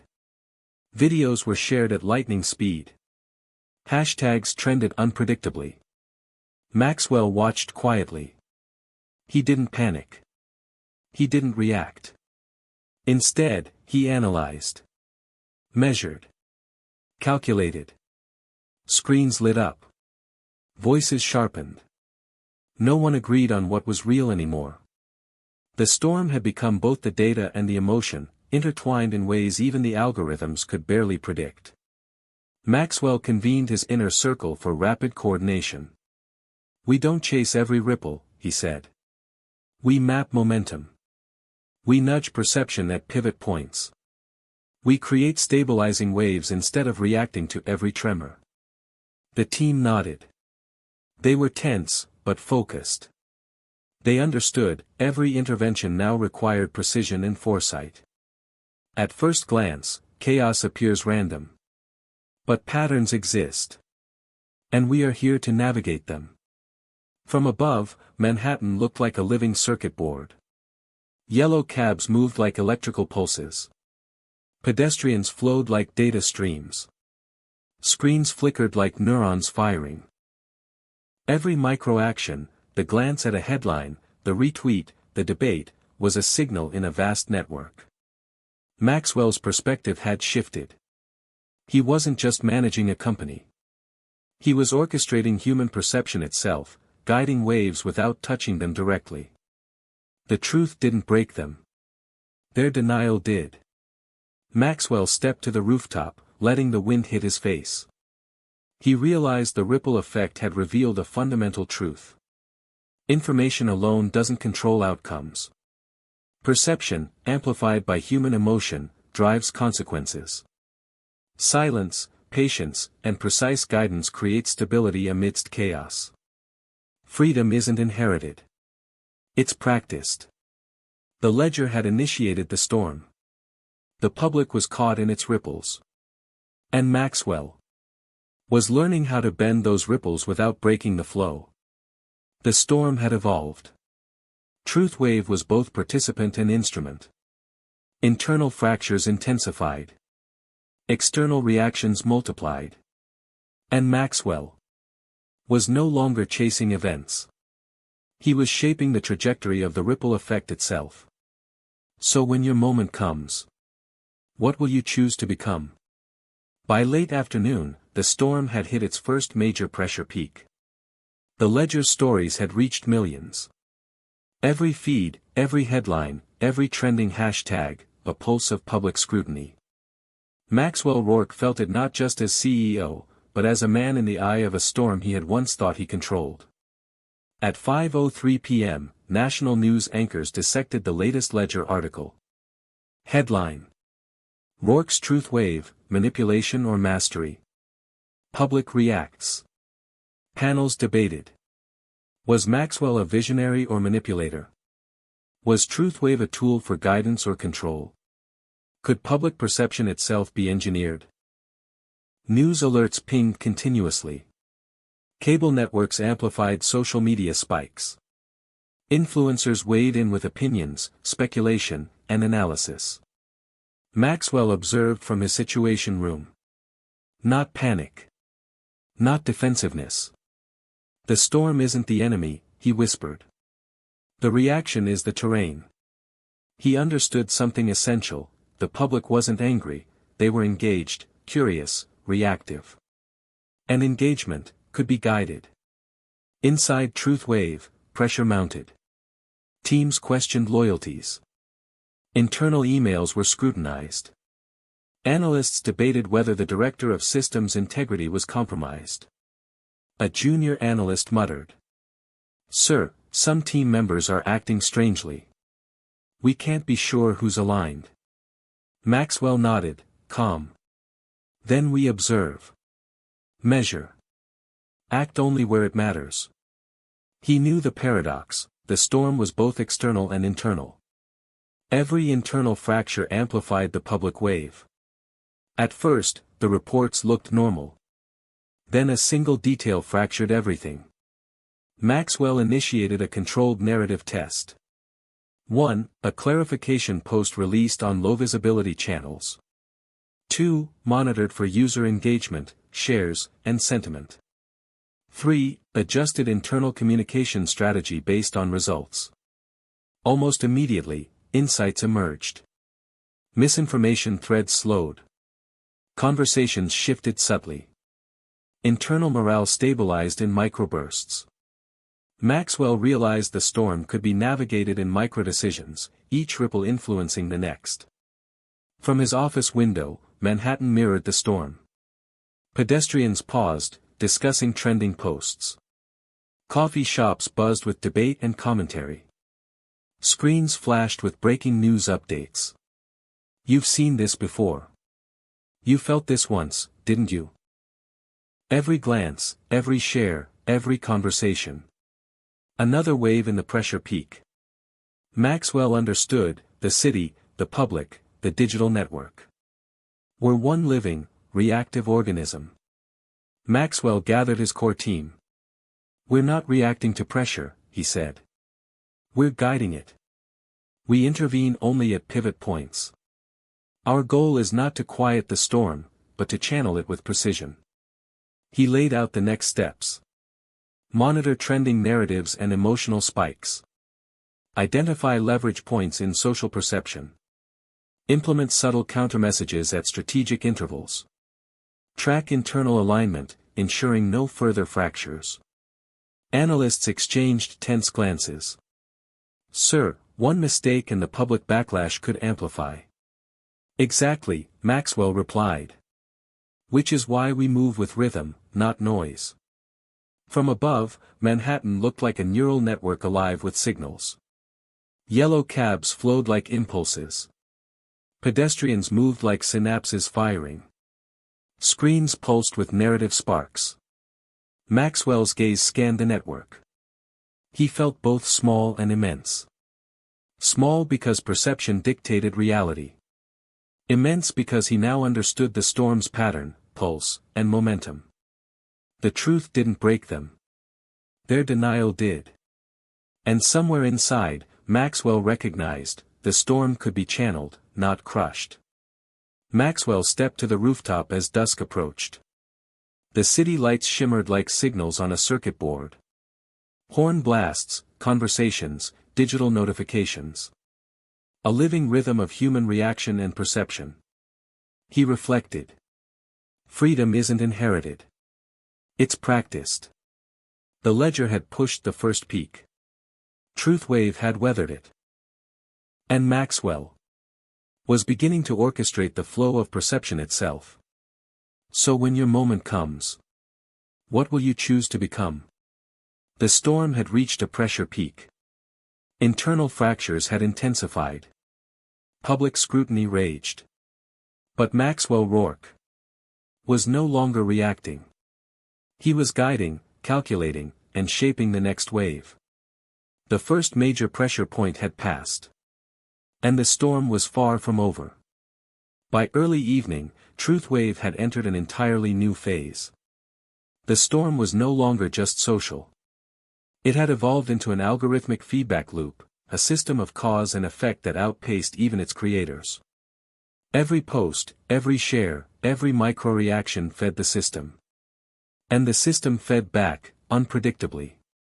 Maxwell leaned over the central display as analysts scrolled through patterns. "Sir, engagement clusters are behaving irregularly. Some narratives are amplifying exponentially, independent of external activity." The director of systems integrity added quietly. "It's almost as if the algorithms are learning faster than we can predict. And some internal vectors are amplifying external chaos." Maxwell's eyes narrowed. "Exactly. We're no longer managing a platform. We're guiding a living system." He knew the paradox: the algorithms were both the storm and the guide. The challenge wasn't stopping it, it was anticipating its evolution. Within Truth Wave, tensions spiked. Analysts debated whether to pull certain triggers. Suspicion spread over potential leaks. Internal alignment fractured further. One analyst whispered, "Sir, some team members seem to want the storm to grow unchecked." Maxwell didn't flinch. "Then we observe. We measure. And we act only where influence multiplies." He understood a critical truth: internal friction was feeding the external ripple. Every misaligned impulse, every hesitation, became part of the system's energy. At first, the reports looked normal. Then a single detail fractured everything. Outside, Manhattan reacted in real time. Pedestrians paused mid-step, scanning feeds. Conversations in coffee shops mirrored trending narratives. Screens flashed with news updates, viral clips, and public commentary. "You've seen this before. You felt this once, didn't you?" The city itself had become a living organism, reflecting the algorithmic loops happening in Truth Wave. Every glance, every debate, every reaction. Another pulse in a network that was both human and digital. Maxwell initiated a subtle intervention. 1. Targeted algorithmic nudges adjusted trending topics. 2. Clarification posts seeded across low-visibility channels. 3. Emotional triggers were monitored for escalation or dampening. 4. Internal communication vectors were realigned to reduce friction.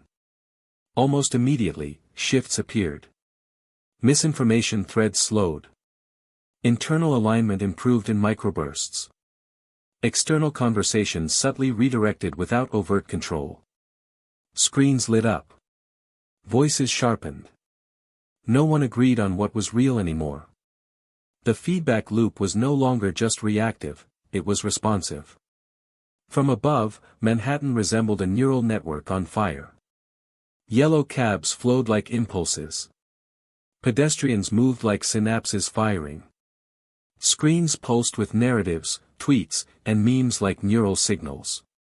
Maxwell, standing above it all, felt both tiny and immense. Tiny, because perception dictated reality.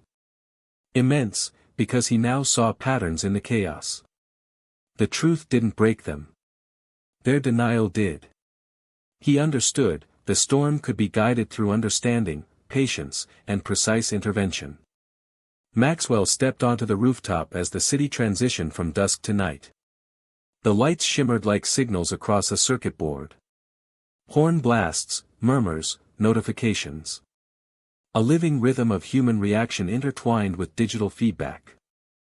He reflected. Freedom isn't inherited. It's practiced. The ledger had pushed the storm. Truth Wave had responded.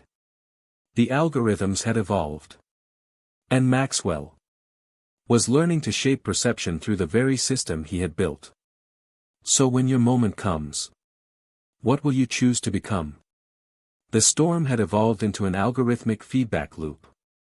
Internal friction collided with public perception. Momentum was unstoppable. Maxwell Rourke was no longer just observing. He was orchestrating, adapting, and shaping the next wave. The system was alive. And he had become its guide. By early evening, the storm had intensified into a full-blown media crossfire. The ledger wasn't just reporting, they were pushing, provoking, challenging perception at every turn. Maxwell Rourke felt it personally, professionally, and strategically. Every story, every subtle editorial tweak, was a move designed to test his response. At 6:21 p.m., the American Ledger published its most audacious piece yet. Headline: Inside Truth Wave, Coordinated Influence or Strategic Genius? The public reacts. The piece dissected internal memos, selectively quoted employees, and framed Maxwell's counternarratives as orchestrated perception manipulation. Immediately, social media erupted. Cable news dissected every word. Influencers amplified controversy with hashtags and speculation. Maxwell watched the storm unfold silently. At first, the reports looked normal. Then a single detail fractured everything. He realized the Ledger wasn't just a journalist, they were a provocateur shaping the battlefield. Inside Truth Wave, the media firestorm triggered further fractures. Teams debated whether to counter publicly. Analysts questioned the motives of their peers. Morale fluctuated in response to every trending topic. The director of systems integrity approached Maxwell quietly. "Sir, some internal communications are being weaponized externally. We may have to take preemptive action." Maxwell nodded, calm. "Then we act only where it matters. We guide, not react. Chaos is energy, let's channel it." The storm had created a paradox. Intervene too aggressively, and the public sees manipulation. Do nothing, and perception spirals out of control. Every action had ethical implications. Maxwell gathered his inner circle. "We have power here, not to dominate, but to guide responsibly. The question isn't just about optics. It's about ethics, trust, and long-term perception." The team listened, tense. They understood, every intervention was both strategic and moral. From his office window, Manhattan pulsed like a living organism. Pedestrians paused mid-step, scrolling and debating. Coffee shops and bars hummed with real-time commentary.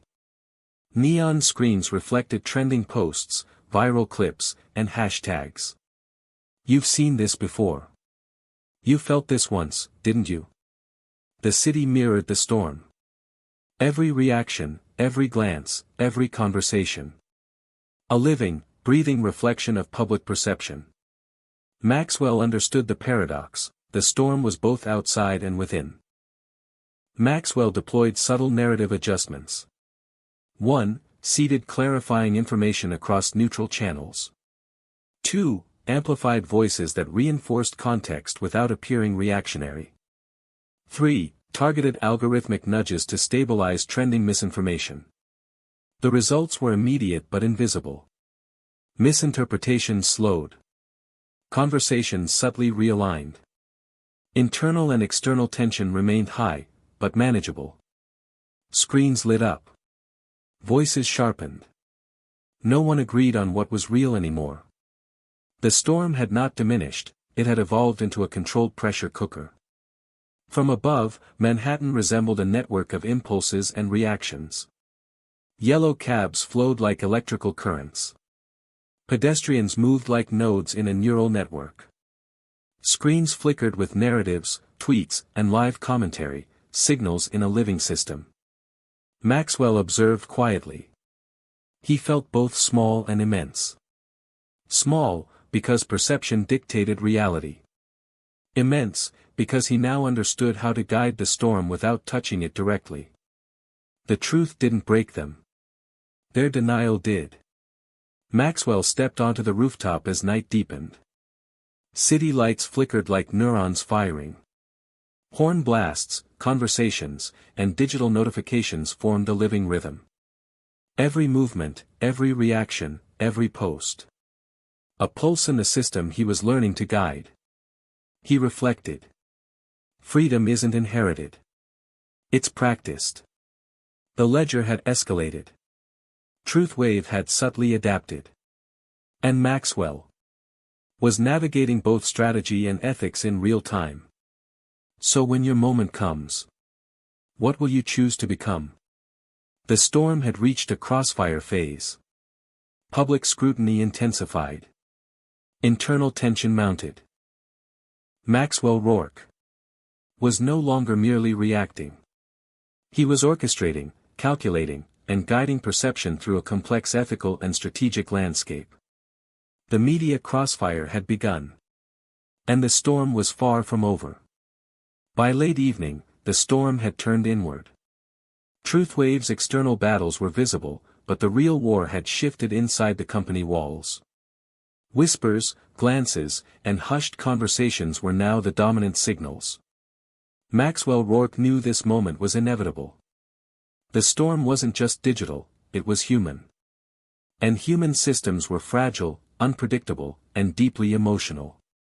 It started with subtle anomalies. Analysts circumvented reporting protocols. Data points were selectively withheld. Internal communications hinted at dissent, misalignment, and even sabotage. "Sir, we think someone is feeding information to the ledger," whispered a junior analyst. "It's coordinated. It's strategic. And it's deliberate." Maxwell's eyes narrowed. "Then we observe. We map. And we act only where leverage is decisive."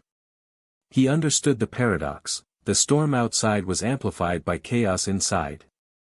Every hesitation, every internal fracture, every breach in trust became a force multiplier for public scrutiny.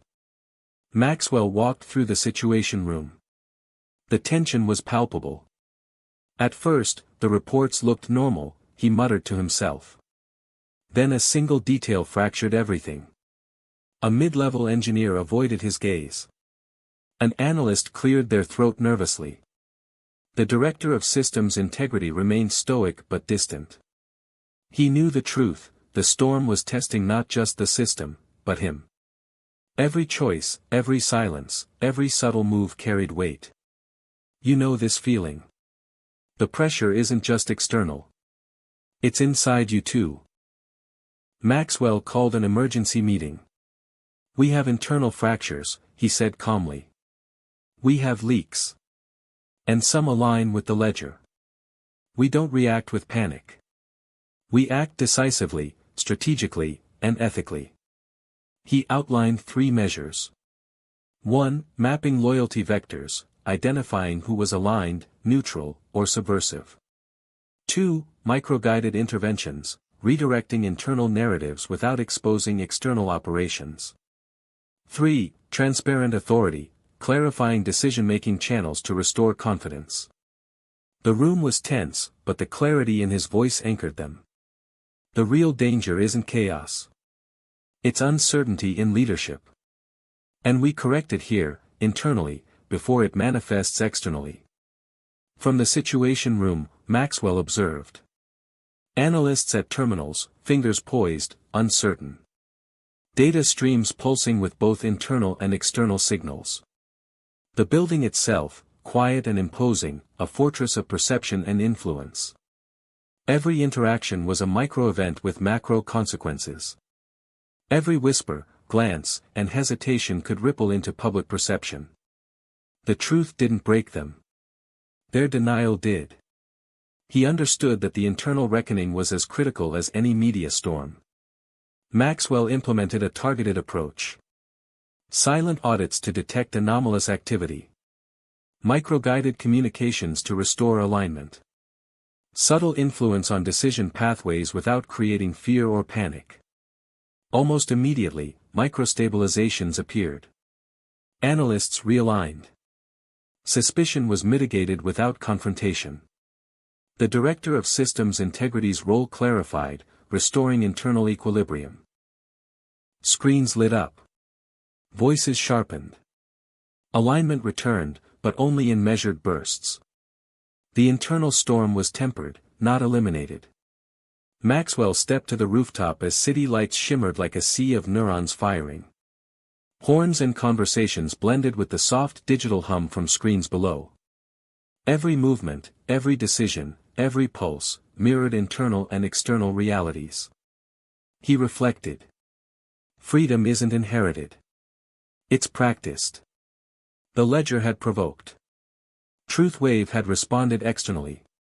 Now, Maxwell had reclaimed control internally. And he knew the next move, outside or inside, would define the system, the public, and himself. So when your moment comes, what will you choose to become? The storm had reached an internal reckoning. Trust fractured. Loyalty tested. Strategic decisions carried personal and systemic weight. Maxwell Rourke was no longer just managing perception externally. He was orchestrating stability, alignment, and ethical influence internally. The internal battle was won, for now. But the storm outside continued to rage. By nightfall, the storm had taken a new and aggressive form. The ledger wasn't just reporting, they were orchestrating public outrage. Every headline, every selective quote, every viral snippet was designed to provoke, challenge, and test Maxwell Rourke in real time. This was no longer a debate. This was a full-scale escalation. At 8:13 p.m., the American Ledger published its boldest piece yet. Headline: Truthwave's Invisible Hand, Public Perception or Corporate Manipulation. Analysts, journalists, and social media influencers immediately amplified the story. Hashtags trended globally. Live streams dissected every word. At first, the reports looked normal. Then a single detail fractured everything. Maxwell observed silently. Not panic. Not defensiveness. The storm isn't the enemy. The reaction is the terrain. He understood that the ledger was testing boundaries, probing for weaknesses, and mapping the emotional pulse of the public. Inside Truth Wave, the team moved with precision. 1. Algorithms monitored trending narratives, detecting sentiment spikes. 2. Clarification messages were subtly seeded in micronetworks. 3. Influencers who promoted calm, context, and accuracy were amplified without overt intervention. The result: some misinformation threads slowed. Conversations subtly shifted toward reason. The public storm remained intense, but manageable within predicted parameters. Screens lit up. Voices sharpened. No one agreed on what was real anymore. Maxwell realized the storm was both predictable and unpredictable, a living system responding to every calculated nudge. From his office, Manhattan reflected the storm. Pedestrians paused mid-step, scrolling and reacting. Cafes, bars, and subway stations buzzed with trending commentary. Neon billboards mirrored hashtags, viral posts, and breaking news. You've seen this before. You felt this once, didn't you? The city itself had become a living organism, reflecting the oscillations of public perception and algorithmic nudges. Maxwell could see the energy of the storm in every movement, every glance, every conversation. Maxwell convened his inner circle once more. The ledger is escalating, he said, calm but precise. We have two choices: react visibly, or guide subtly. One amplifies the storm. One channels it. We choose the latter. He outlined a bold multi-step strategy. 1. Perception mapping, identify emotional hotspots and trending misinterpretations. 2. Targeted narrative nudges, redirect engagement subtly toward clarity. 3. Internal alignment, ensure truthwave teams act in synchrony, mitigating leaks. 4. Observational patience, let the storm test itself, intervening only at pivot points. Analysts absorbed the plan with tense focus. "Sir, one mistake, and the backlash could explode," a junior analyst said. "Exactly," Maxwell replied. "Which is why we move with rhythm, not noise." From above, Manhattan pulsed like a neural network under stress. Yellow cabs flowed like electrical impulses. Pedestrians moved like neurons firing unpredictably.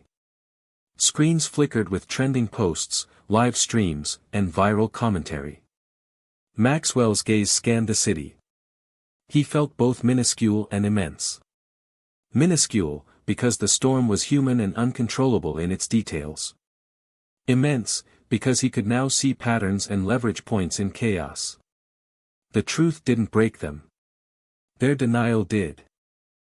He understood the ultimate paradox: the storm could not be controlled, only guided. Maxwell stepped onto the rooftop as the night deepened. City lights shimmered like pulsating neurons. Horns, conversations, and digital notifications formed a living rhythm. Every glance, every share, every reaction. A pulse in the system he was learning to navigate. He reflected. Freedom isn't inherited. It's practiced. The ledger had escalated. Truthwave had responded subtly. Maxwell was orchestrating perception at the intersection of ethics, strategy, and human behavior. So when your moment comes, what will you choose to become? The storm had reached an unprecedented external pressure point. The ledger's escalation tested every measure, every alignment, every calculation. Maxwell Rourke was no longer merely reacting. He was guiding, orchestrating, and shaping the storm of public perception with precision and patience. The ledger had pushed the boundaries. And Maxwell was ready to bend the chaos to a controlled trajectory. By late night, the storm had reached a critical inflection point. The ledger continued to provoke. Truthwave's internal systems remained delicate.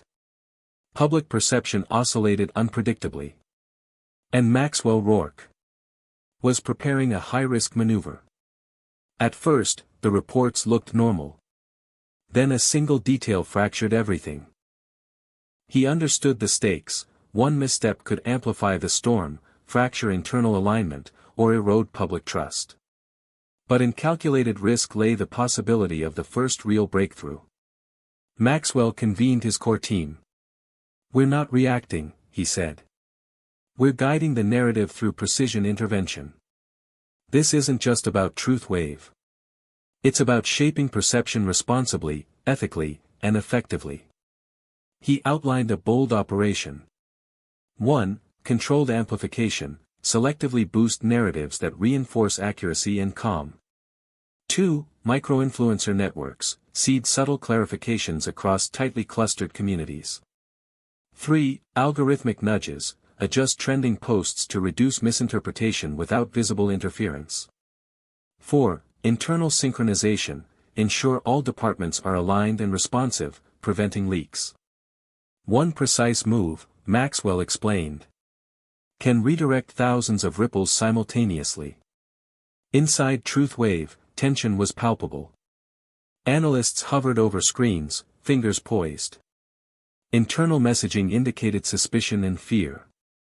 Every keystroke could trigger unintended consequences. A junior analyst whispered, "Sir, if this fails, the ledger could escalate beyond containment." Maxwell's response was calm, almost serene. "Then we act deliberately. The storm isn't random. It's a system. And systems respond to guided inputs." He understood the paradox: high-risk intervention could either stabilize or intensify the chaos. The maneuver began at 11:07 p.m. Clarifying narrative seeded across targeted social clusters. Subtle micro-influencer amplification triggered engagement shifts. Algorithmic nudges adjusted trending hashtags to reduce spikes in misinformation. Almost immediately, misinterpretation threads slowed. Conversations subtly realigned toward calm and context. External pressure decreased in measured waves. Screens lit up. Voices sharpened. No one agreed on what was real anymore. The storm had not ended, but the first measurable shift was evident. From above, Manhattan mirrored the internal maneuver. Yellow cabs flowed like electrical pulses. Pedestrians moved like nodes in a neural network. Screens pulsed with viral narratives, social commentary, and breaking news. Maxwell observed quietly, standing above it all. Small, because perception dictated reality. Immense, because he now saw patterns in chaos. Precise, because he could influence the trajectory of public perception without visible control. The truth didn't break them. Their denial did. He recognized that the first breakthrough was a victory in subtlety, strategy, and ethical guidance. Simultaneously, internal friction eased. Analysts realigned with the core strategy. Trust in leadership subtly restored. The director of systems integrity confirmed system stability. At first, the storm seemed unmanageable, Maxwell reflected. But systems respond to deliberate, precise influence. He understood the dual nature of the breakthrough: external chaos had been guided, internal stability reinforced. Maxwell stepped onto the rooftop as midnight approached. City lights shimmered like a network of neurons. Horns, footsteps, and notifications formed a pulse of human reaction and perception. Every movement, glance, and post mirrored the storm he had begun to guide. He reflected. Freedom isn't inherited. It's practiced. The ledger had escalated. Truthwave had adapted. Maxwell had executed the first controlled intervention in the storm, creating measurable alignment, understanding, and stability. So when your moment comes, what will you choose to become? The first breakthrough was complete. External pressures had been guided. Internal alignment had been reinforced. Maxwell Rourke was no longer reacting. He was orchestrating perception with precision, patience, and ethical insight. The storm had shifted. And the first major victory was his. By the early hours, the storm had slowed, but something deeper was emerging. The ledger's provocation was obvious. Truthwave's internal alignments had stabilized. Yet Maxwell Rourke sensed unseen forces, subtle currents beneath the chaos, shaping outcomes in ways neither algorithms nor analysts could fully predict. At first, the reports looked normal. Then a single detail fractured everything. Maxwell pored over internal analytics and external signals. Patterns emerged, hidden, almost imperceptible. Certain narrative threads were amplified by unknown agents outside the ledger. Minor leaks, previously ignored, revealed coordinated manipulation. Algorithms responded differently in pockets where public sentiment was unusually reactive. "Sir, some external vectors seem deliberate," a senior analyst noted. "It's subtle, but consistent." Maxwell nodded slowly. "Then we observe. We don't react blindly. We measure and integrate." He realized, the storm wasn't random. It had hidden hands guiding it. Even inside Truthwave, uncertainty lingered. Analysts questioned whether internal actions were influencing outcomes as intended. Minor misalignments hinted at human error, or worse, covert manipulation. Internal morale fluctuated as trust was tested quietly. "You know this feeling," Maxwell thought. "When control is an illusion, and yet every microdecision counts." He understood the paradox: success relied not on eliminating chaos, but on navigating invisible currents with precision. From Manhattan streets, subtle effects were visible. Pedestrians paused to engage with trending narratives. Cafe and subway conversations mirrored nuanced shifts in public perception. Screens displayed viral commentary, reactions to minor clarifications, and hidden agendas emerging in the public discourse. "You've seen this before.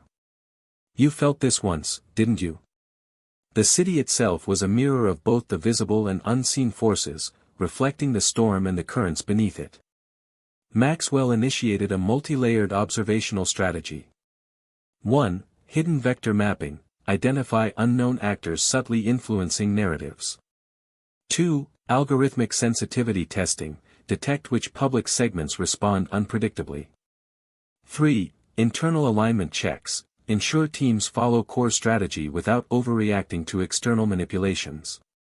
4. Guided interventions, execute subtle nudges only when leverage is decisive, without drawing attention.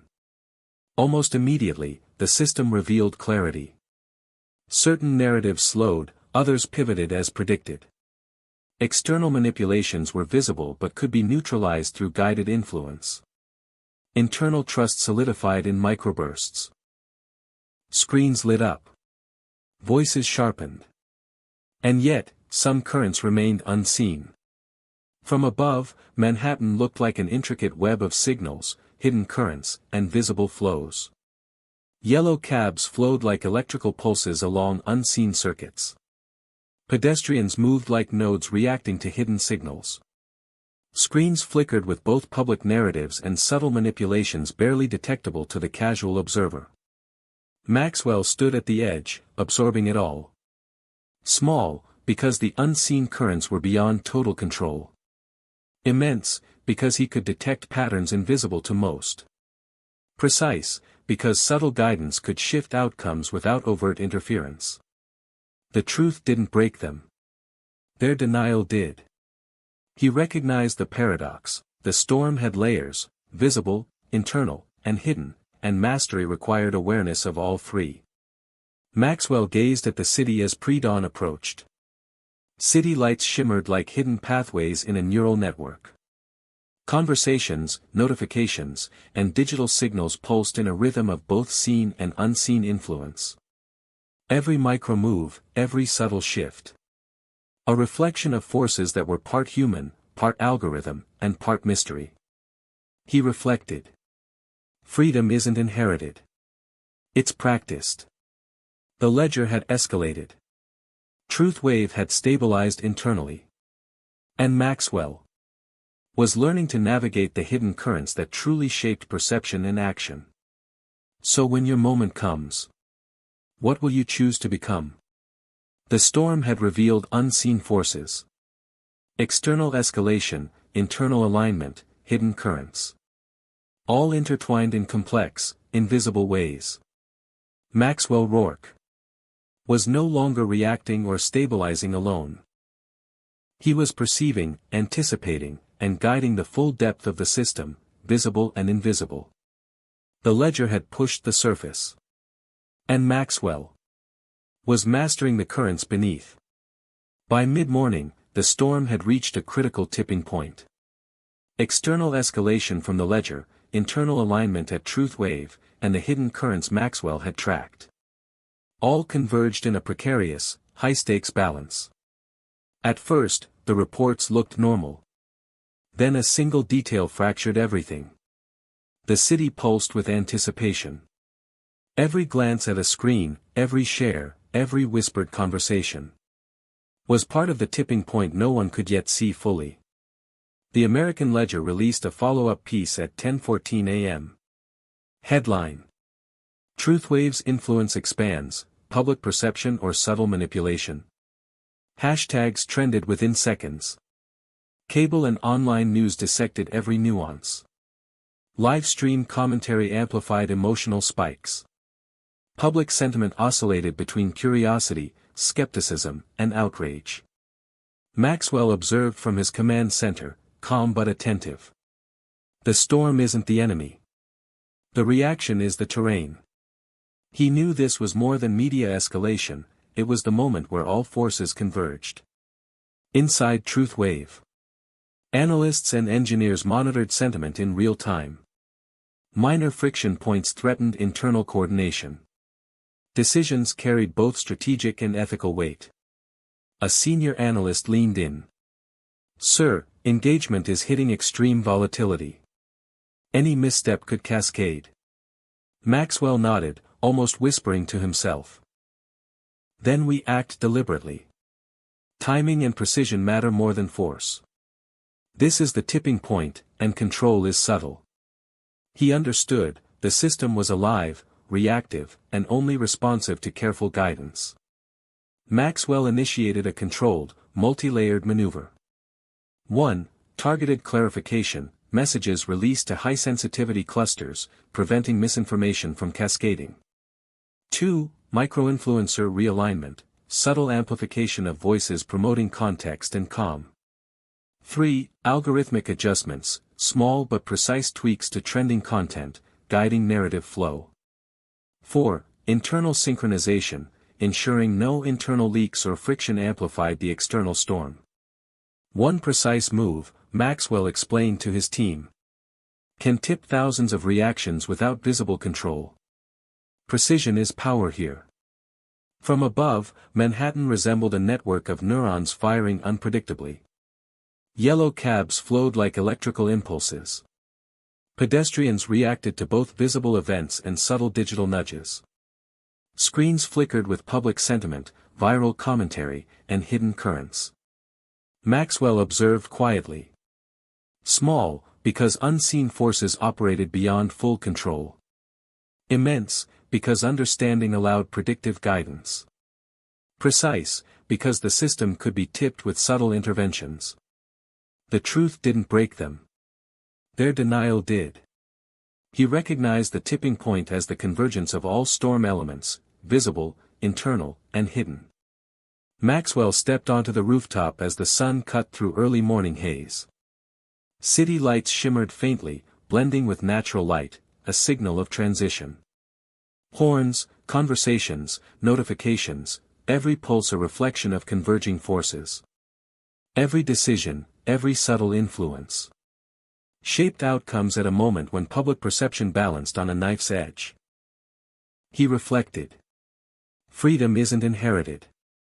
It's practiced. The ledger had escalated. Truth wave had adapted internally. The unseen currents were monitored and guided. And Maxwell was orchestrating the convergence, steering the storm toward a decisive outcome. So when your moment comes, what will you choose to become? The storm had reached its tipping point. External escalation, internal stability, and hidden currents collided in unpredictable harmony. Maxwell Rourke was no longer merely observing. He was orchestrating a system at the very edge of perception, ethics, and influence. The outcome would define the trajectory of truth wave, public perception, and the very nature of control itself. At the peak of the storm, a first revelation emerged. It wasn't dramatic. Not a headline. Not a viral clip. It was subtle, almost imperceptible.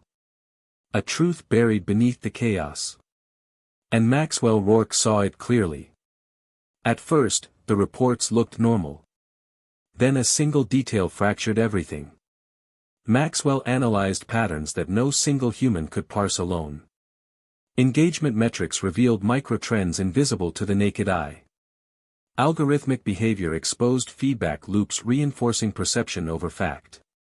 Hidden currents, external, internal, and systemic, were predictable if observed holistically. "Sir, the system itself is telling us where it wants to go," an analyst said softly. "We just need to listen." Maxwell nodded, understanding the paradox. The storm could guide itself, if he acted as its attentive conductor. From Manhattan streets, subtle changes appeared. Conversations shifted from outrage to curiosity. Coffee shop debates introduced context alongside emotion. Screens displayed viral threads with corrections, clarifications, and emerging understanding. "You've seen this before. You felt this once, didn't you?" The city itself became a laboratory of perception, reflecting the early signs of understanding. The truth didn't break them. Their denial did. The revelation was simple: public perception wasn't immutable, it was responsive to subtle, ethical guidance. Maxwell implemented a calibrated maneuver based on the insight. 1. Targeted narrative reinforcement, clarify facts where micromisinformation persisted. 2. Algorithmic sensitivity adjustments, ensure emotional triggers were guided without manipulation. 3. Internal alignment, continue synchronizing teams to respond consistently without overreaction. 4. Observation over intervention, allow natural engagement to integrate the revelation into perception. The impact was immediate. Micro-misinformation threads slowed. Public conversation subtly shifted toward informed engagement. Internal confidence in leadership and strategy strengthened. Screens lit up. Voices sharpened. And understanding began to ripple outward. From above, Manhattan resembled a network integrating chaos into coherence. Yellow cabs and pedestrians moved like neurons firing in a recalibrated pattern. Screens pulsed with a mixture of emotion, fact, and reflection. The city reflected both the storm and the emerging insight. Maxwell stood silently. Small, because the currents were complex and human. Immense, because understanding allowed him to guide subtle systemic change. Precise, because timing and observation were now more powerful than force. The first revelation isn't loud. It's quiet. And it reshapes everything. Maxwell stepped to the rooftop as dawn crept over the skyline. City lights flickered against the emerging morning sun, a metaphor for clarity emerging from chaos. Horns, footsteps, notifications, every pulse mirrored the system's subtle recalibration. Every micro-move, every glance, every post, contributed to the first real shift in public understanding. He reflected. Freedom isn't inherited. It's practiced. The ledger had escalated. Truth wave had stabilized. Hidden currents had been detected and accounted for. And Maxwell was steering the storm toward clarity without overt control. So when your moment comes, what will you choose to become? The storm had yielded its first revelation. External escalation, internal alignment, and hidden forces all converged to produce insight. Maxwell Rourke was no longer merely stabilizing or guiding. He was decoding the system, understanding it holistically, and shaping the trajectory of public perception ethically and strategically. The first real shift had begun. And the storm was becoming a tool of insight, not just chaos. By mid-morning, the first revelation had begun cascading through the system. The storm that had raged externally and internally was responding to subtle guidance. And Maxwell Rourke could see the effects, layer by layer, reaction by reaction. At first, the reports looked normal. Then a single detail fractured everything. It wasn't chaos anymore. It was responsive dynamics. A system revealing its own patterns, ready to be interpreted, guided, and understood. The ledger had continued its aggressive narrative, but subtle shifts appeared. Public discourse began moderating naturally, integrating both skepticism and context. Viral threads that once amplified outrage now included questions, clarifications, and dialogue. Internal teams at TruthWave adapted, responding to external shifts with measured precision rather than reflexive panic. Screens lit up. Voices sharpened. The storm was evolving. Maxwell realized, the system was learning, reacting, and stabilizing, but only because it had been observed and guided ethically. Even as the system adapted, human behavior remained unpredictable. Analysts occasionally misread data points. Influencers pushed narratives with unintended consequences. Public sentiment oscillated in unexpected bursts. You know this feeling, Maxwell thought. The system is alive, but it's still human. Still emotional. Still vulnerable to subtle manipulation, but also to guidance. He understood the paradox: control was impossible, influence was essential, ethics were non-negotiable. Maxwell implemented dynamic reinforcement measures. 1. Targeted clarity drops, subtle messages seeded where confusion remained. 2. Micro-influencer guidance, ethical amplification of contextual narratives. 3. Algorithmic adjustment, small tweaks to stabilize perception without visible interference. 4. Internal calibration, team alignment ensured precision in execution, not reaction. Almost immediately, the system's behavior demonstrated emerging coherence. Misinterpretation threads slowed dramatically. Conversations shifted from reactive to reflective. Trust in TruthWave's communication strengthened. The truth didn't break them. Their denial did. The storm had not ended, but it was learning to balance itself. From above, Manhattan resembled a complex network integrating chaos into coherence. Yellow cabs and pedestrians moved like neurons in a recalibrated system. Screens flickered with public sentiment, dialogue, and reflection. Digital notifications pulsed in waves, mirroring the cascade of understanding. Maxwell observed silently. Small, because human behavior remained unpredictable. Immense, because systemic understanding allowed subtle guidance.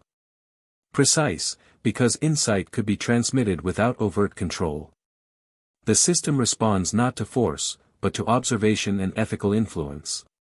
Maxwell stepped to the rooftop as sunlight strengthened over the skyline. City lights blended with morning brightness, a visual metaphor for clarity emerging from complexity. Horns, footsteps, notifications, each a pulse in the evolving system. Every micro-decision, every subtle nudge. A reflection of ethical guidance shaping reactive dynamics. He reflected. Freedom isn't inherited. It's practiced. The ledger had escalated. TruthWave had stabilized internally. Hidden currents had been mapped and observed. And Maxwell was guiding cascading effects, ensuring the system responded with coherence, ethics, and insight. So when your moment comes, what will you choose to become? The storm had yielded its first systemic response. External escalation, internal alignment, and hidden currents had converged, producing emergent coherence. Maxwell Rourke was no longer merely stabilizing or observing. He was guiding a living system, ensuring its responses aligned with both insight and ethics. The storm had become a tool for understanding, adaptation, and reflection. The storm had passed, or at least, it had transformed. The ledger's provocations had tested every boundary. TruthWave had endured, adapted, and guided the system toward a new equilibrium. Maxwell Rourke stood on the rooftop, overlooking the city that had been both battlefield and laboratory. At first, the reports looked normal. Then a single detail fractured everything. Now, that detail had revealed the patterns beneath the chaos, the currents behind the headlines, the truth beneath perception itself. The city moved with new rhythm. Pedestrians engaged with both curiosity and context. Conversations on screens blended fact, emotion, and reflection. Algorithms and micro-influencer networks, once reactive and chaotic, now carried measured guidance and ethical amplification. Inside TruthWave, teams worked with confidence and precision. Analysts understood the visible and hidden forces.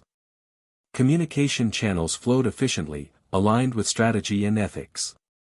Trust and collaboration had been restored, not through control, but through observation, subtle guidance, and respect for human dynamics. Screens lit up. Voices sharpened. And the city, finally, began to breathe in understanding. Maxwell reflected on what the storm had taught. Control is an illusion, influence is essential. Chaos is not the enemy, ethics and observation are the guides. Systems respond not to force, but to deliberate, thoughtful intervention. You've seen this before. You felt this once, didn't you? The human element remained unpredictable, emotional, and vibrant, but aware, guided, and respected, it could integrate with systemic insight. The truth didn't break them. Their denial did. And in the balance of understanding, perception, and guidance, Maxwell realized, this was the new order. From above, Manhattan shimmered. Yellow cabs flowed like orderly pulses. Pedestrians moved with rhythm, a mixture of choice and influence. Screens displayed dialogue, reflection, and insight rather than reactive chaos. Maxwell stood, absorbing the scene. Small, because the city was alive with human unpredictability. Immense, Because he could now anticipate, guide, and understand system dynamics. Precise, because ethical and strategic interventions had reshaped both perception and action. The system had changed, not because we controlled it, but because we understood it deeply. Maxwell exhaled. The wind brushed against his face. The first light of day reflected in the buildings, a symbol of clarity emerging from complexity. He thought. Freedom isn't inherited. It's practiced. The ledger had escalated. Truth wave had adapted internally. Hidden currents had been navigated, mapped, and ethically guided. And Maxwell had learned that leadership, perception, and ethics are inseparable in shaping the modern storm. So when your moment comes, what will you choose to become? The storm had ended, but its lessons lingered. Systems are alive, responsive, and intertwined with human emotion. Chaos can reveal truth, but only if observed with clarity. Ethical guidance, subtle influence, and strategic patience create lasting transformation. Maxwell turned from the rooftop. The city pulsed below, a living testament to insight, resilience, and ethical strategy. And maybe, this is where everything begins again. The storm had passed. The system had responded.